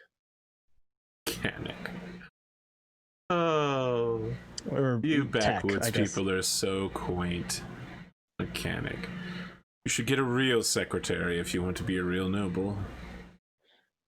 Oh, well, I suppose I have one of those as well. It just, we were discussing technologies and acquiring such, in which case my tech is the first I go to since he is the most knowledgeable. Of course. How rustic. It's charming, really. Parochial. So to be clear, you technically socially outrank him, but yes. he is being dismissive of you. He's not saying go away, but his body language reads, the conversation is over, you may leave. I will bid you farewell. I have much business to attend to. Yes, I'm Please sure. enjoy the party. Thank you very much. Or the ball, I should say. Speaking in the protocol is more difficult as a player until you get used to it. And I think Kuro will continue on, like, kind of noting that and probably sending.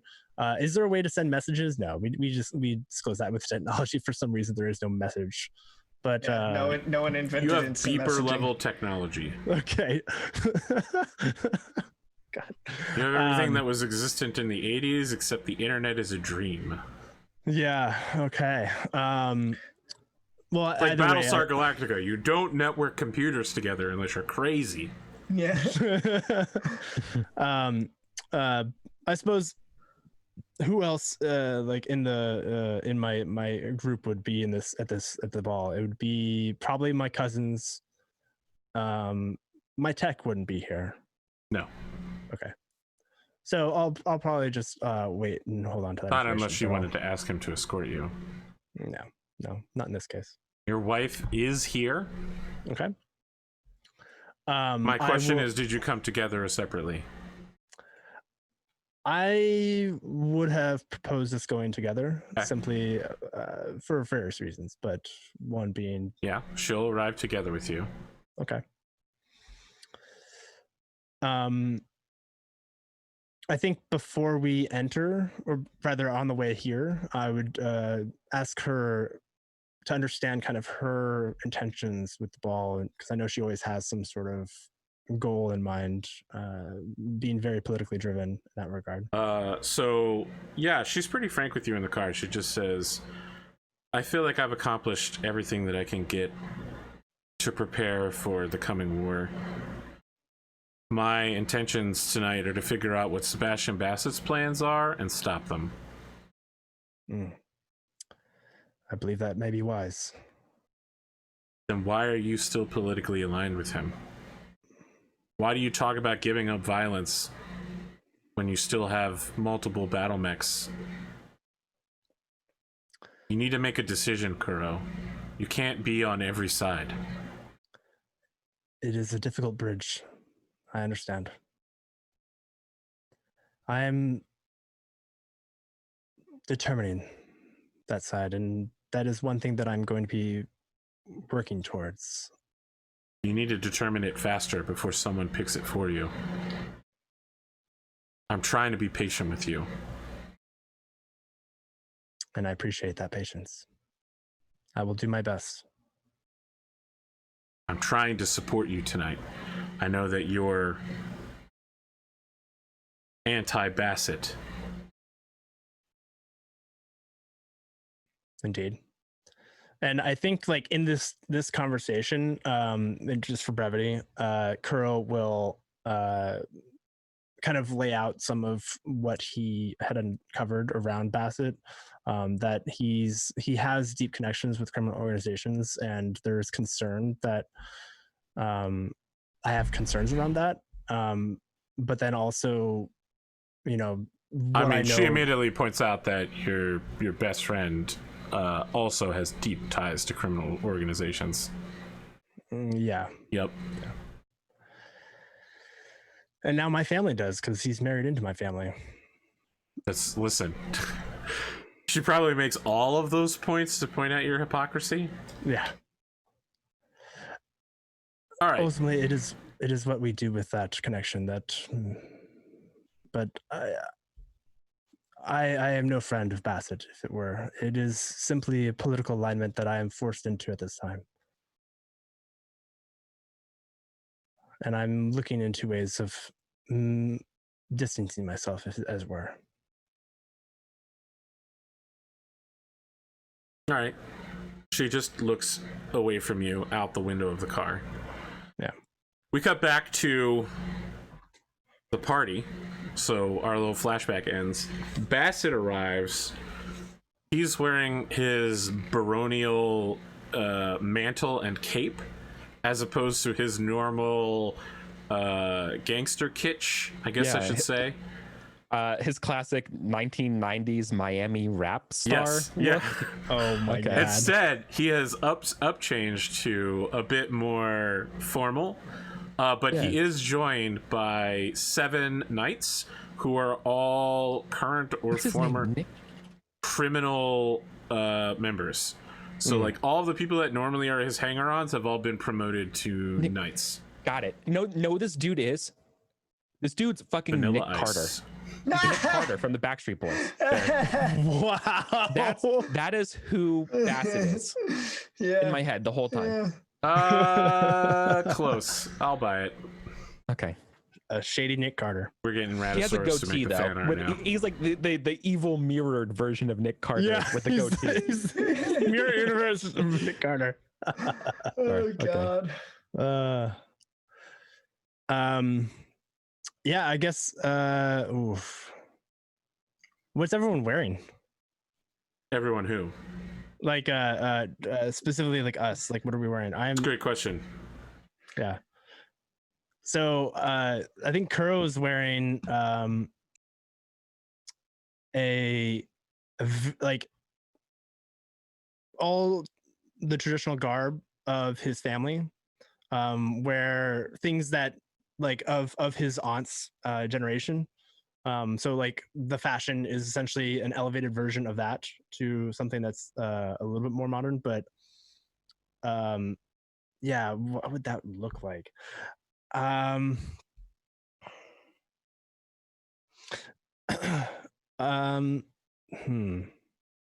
Well, I guess it would be a crossover with kind of a shoulder cape with the emblem of the family on the cape itself, and a high collar versus his normal low collar or no collar kind of jackets, with a tighter button up, whereas normally he has something that's a little bit more revealing. So he has something that like kind of reveals his back tattoo or something like that. This is a little bit more conservative, as it were. But then also he has something like the traditional it would be white. So everything instead of his normal black would be white to signify a death. So like in mourning. Wow. What are you wearing, Jasper? I'm just wearing like a classic suit, but I'm wearing like a turtleneck under it. So it's like real casual. It's like formal casual, you know what I mean? Yeah. It's November. It's also black because of mourning respect for my wife's mom. Well, I think you mean your mother-in-law? My mother. Yeah, my mother-in-law, whatever it's called. Fuck, dude. I think the mourning color in this case would be right. white. Would be white. Oh, then it's white. Yeah, for sure. Yeah. Okay. Then I'd be wearing that, and I'd be wearing. When you am I wearing white and yellow? Shit. All right. Well, no, I'm wearing white. I guess I'm wearing white. White and black's even worse, to be honest. No, white and black is classic. How you gonna do that? How you gonna do in penguins tuxedos? A white turtleneck and a black suit. Listen, I'm not designing weird. your fashion. You sketch. I mean, you could do like a marigold, so it's a very rich yellow. I would say that people who care are wearing black armbands. Holy fuck! I just found it. Hold on, no. Here we go. I was sharing it in Discord. This is exactly what I'm wearing. Never mind. I look tight as shit. There you go. Yeah. Never mind. That slaps. Okay. I was like, that doesn't work at all. And then the first Google image of white turtleneck, black suit comes up, and I'm like, never mind. You look like you're getting ready to go yachting in the Hamiltons. Wow. Yeah. So true. I always look like I'm ready to go yachting. Excellent. Welcome to being Jesus a noble Christ. military brat. Like, Yes. Of course I do. Oh my True. God. That or lacrosse, dude. It's one or the other. I'm good to go for either. Yeah. Oh yeah. You gotta get the lacrosse stick. Dressage. Dressage. For those that don't know what Oh, dressage man. is, it's coordinated horse dancing. It's horse dancing. Yeah, I think Lachlan is wearing some version of this suit that I found that apparently Michael B. Jordan wore. Okay, all right. That it's basically like a lighter blue with like a bunch of flowers on it. I put it in Discord as well. It looks awful. I do not like that. Yeah, It's definitely Looks like you got a nice suit terrible, and then though. went to an overnight print shop to get But I slapped. think- It does look a little bit like bathroom wallpaper. It kind of feels like Michael B. Jordan is the only one who could pull this off. but I think Lachlan is Michael B. Jordan in charisma, so that's No. I think Lachlan has it so like the flowers are a little bit lighter, so it's like basically like his house, the white and blue of his house are the flowers. yeah. And yeah, that's look, love it or hate it, he has a pretty out there fashion sense, so we're gonna keep going with what he started with. But yeah, he's feeling himself in this outfit for sure, because it is Lachlan. So, All your favorites are here. Jacobson, the other nobles. Etc. The Major Maria Garcia, commander of the local planetary forces. Mm-hmm. For the first time, James Jives is present. He seems to have netted himself an invite as an escort to somebody. It's not clear who, but he got in the front door, so... nice. Good Lucky gent. James. The last thing that happens, Kuro, is that you are approached by someone wearing ambassadorial credentials. Oh shit. So they are wearing your house colors inverted. On top of like a samurai outfit. And they Oh, openly boy. have their Corrida Draconis Combine like consulate. And they're approaching you with a scroll. I know this to be the offshoot of family. That's right, the Mono no Kete, the ghost hands. Yes. They're XOF. They're the opposite of us. I feel like there's like a moment of stiffness, but if well, no, I guess do any like of my combat senses or I mean, look, if he is a ghost hands, he is trained to murder you very quickly. It Yeah. would be a bit difficult to get away in the middle of this ballroom. yeah. Especially, I mean, it would be an act of war to outrightly murder you while wearing ambassadorial credentials, but Totally. And how's this scroll presented? it's, it's a scroll, it's been rolled up, but when he lets go of it, like the bottom will fall down. Got it. Okay. I guess it's more of like, do I have to make contact with it, or is it like? I mean, more he's of standing like, in front of you, holding it out towards you. Sure. Okay. I feel like there are gloves that I'm wearing, and I will receive the scroll. What you've come a long way. He says in really harsh, formal Japanese, it is only a few miles from the embassy in the capital to the McDougal estate. Quite. Kuro will look at the scroll. Like, is it something they haven't indicated that I should just read this, or is it something that just kind of gets assumed? Yeah, like he looks like he's standing there waiting for you to open it. Kuro will open it and begin reading. It is essentially a haiku written in equally formal and archaic Japanese, and like an order from various members of the internal security force indicating that they are bidding for priority over who gets to kill you. Essentially, it's like a notice that the internal security force has multiple people who are looking to murder you, and that the Mono no Kite branch has won that, and they will get first crack at assassinating you. It's a death notice for sure.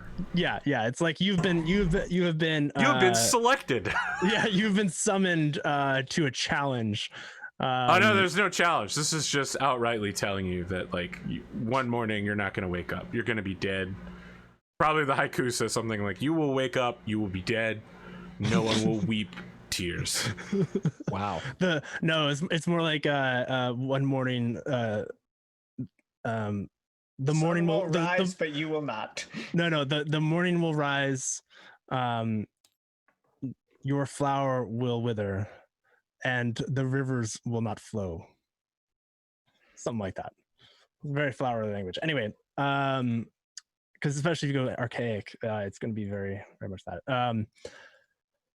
I feel like Kuro will not make much of a face, but give a look to this individual and say,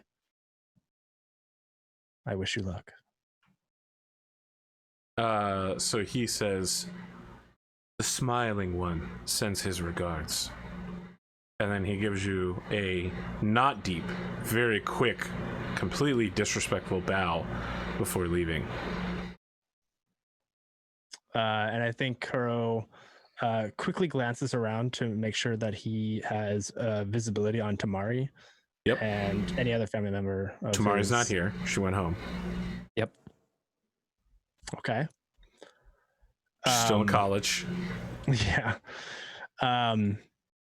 Then he will immediately like go to a console of some kind to message You're gonna just walk up to one of Lachlan's computers and just start using it?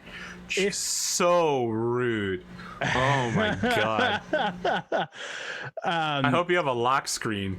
All right, well I mean, Kuro could probably get around it. I'm the best.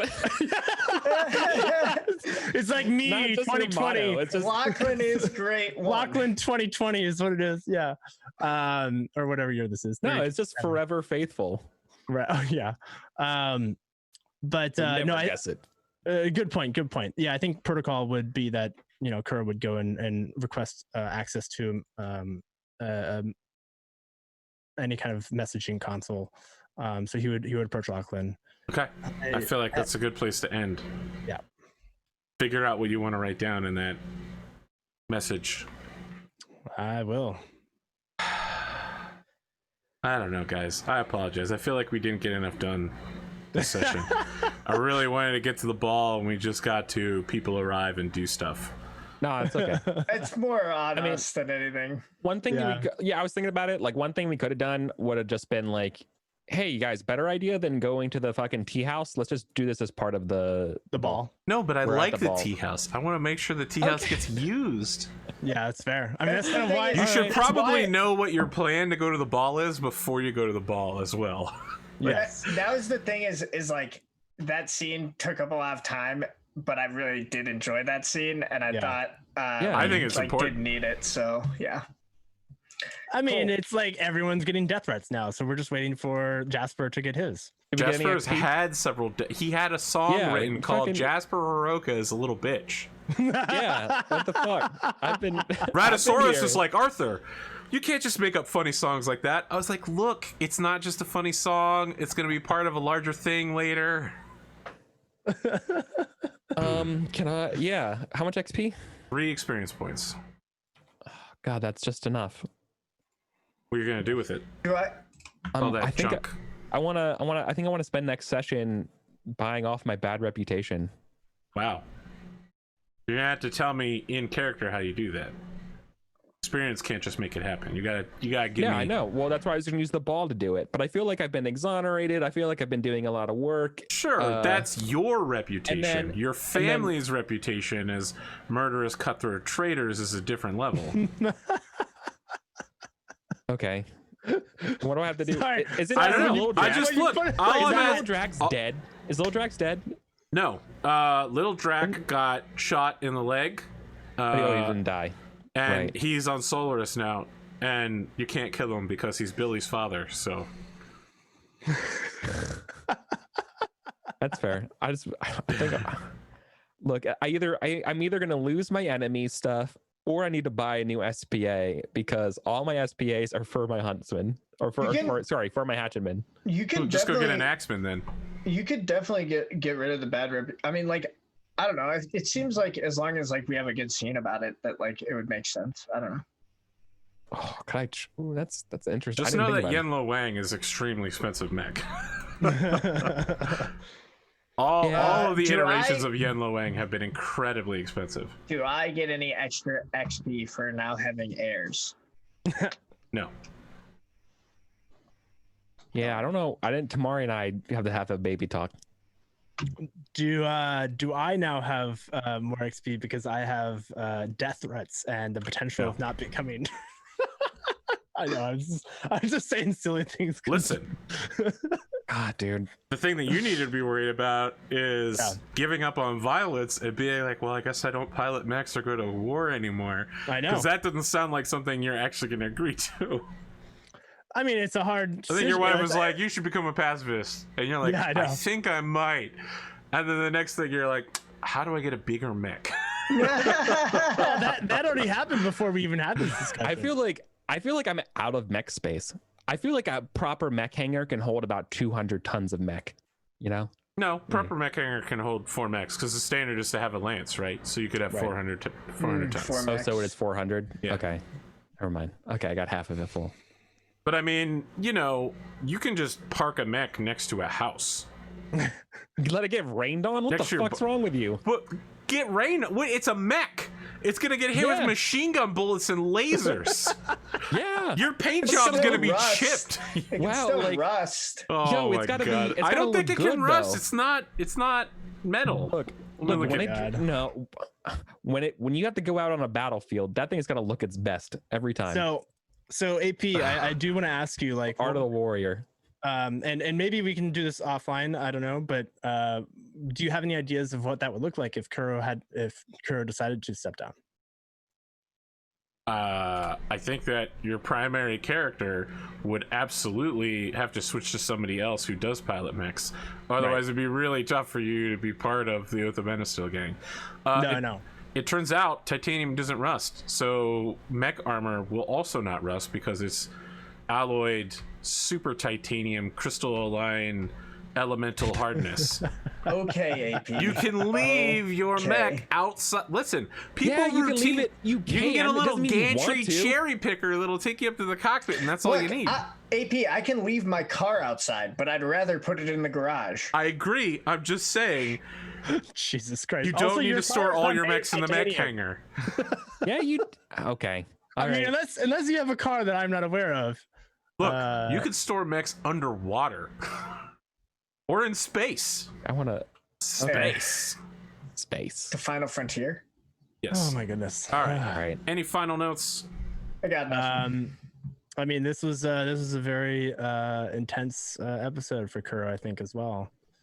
The last couple of episodes have been just like him essentially skirting that balance of the fence, or trying to balance on that fence of like, where the fuck does he lie, as he's, you know, been in some ways radicalized to do something drastic.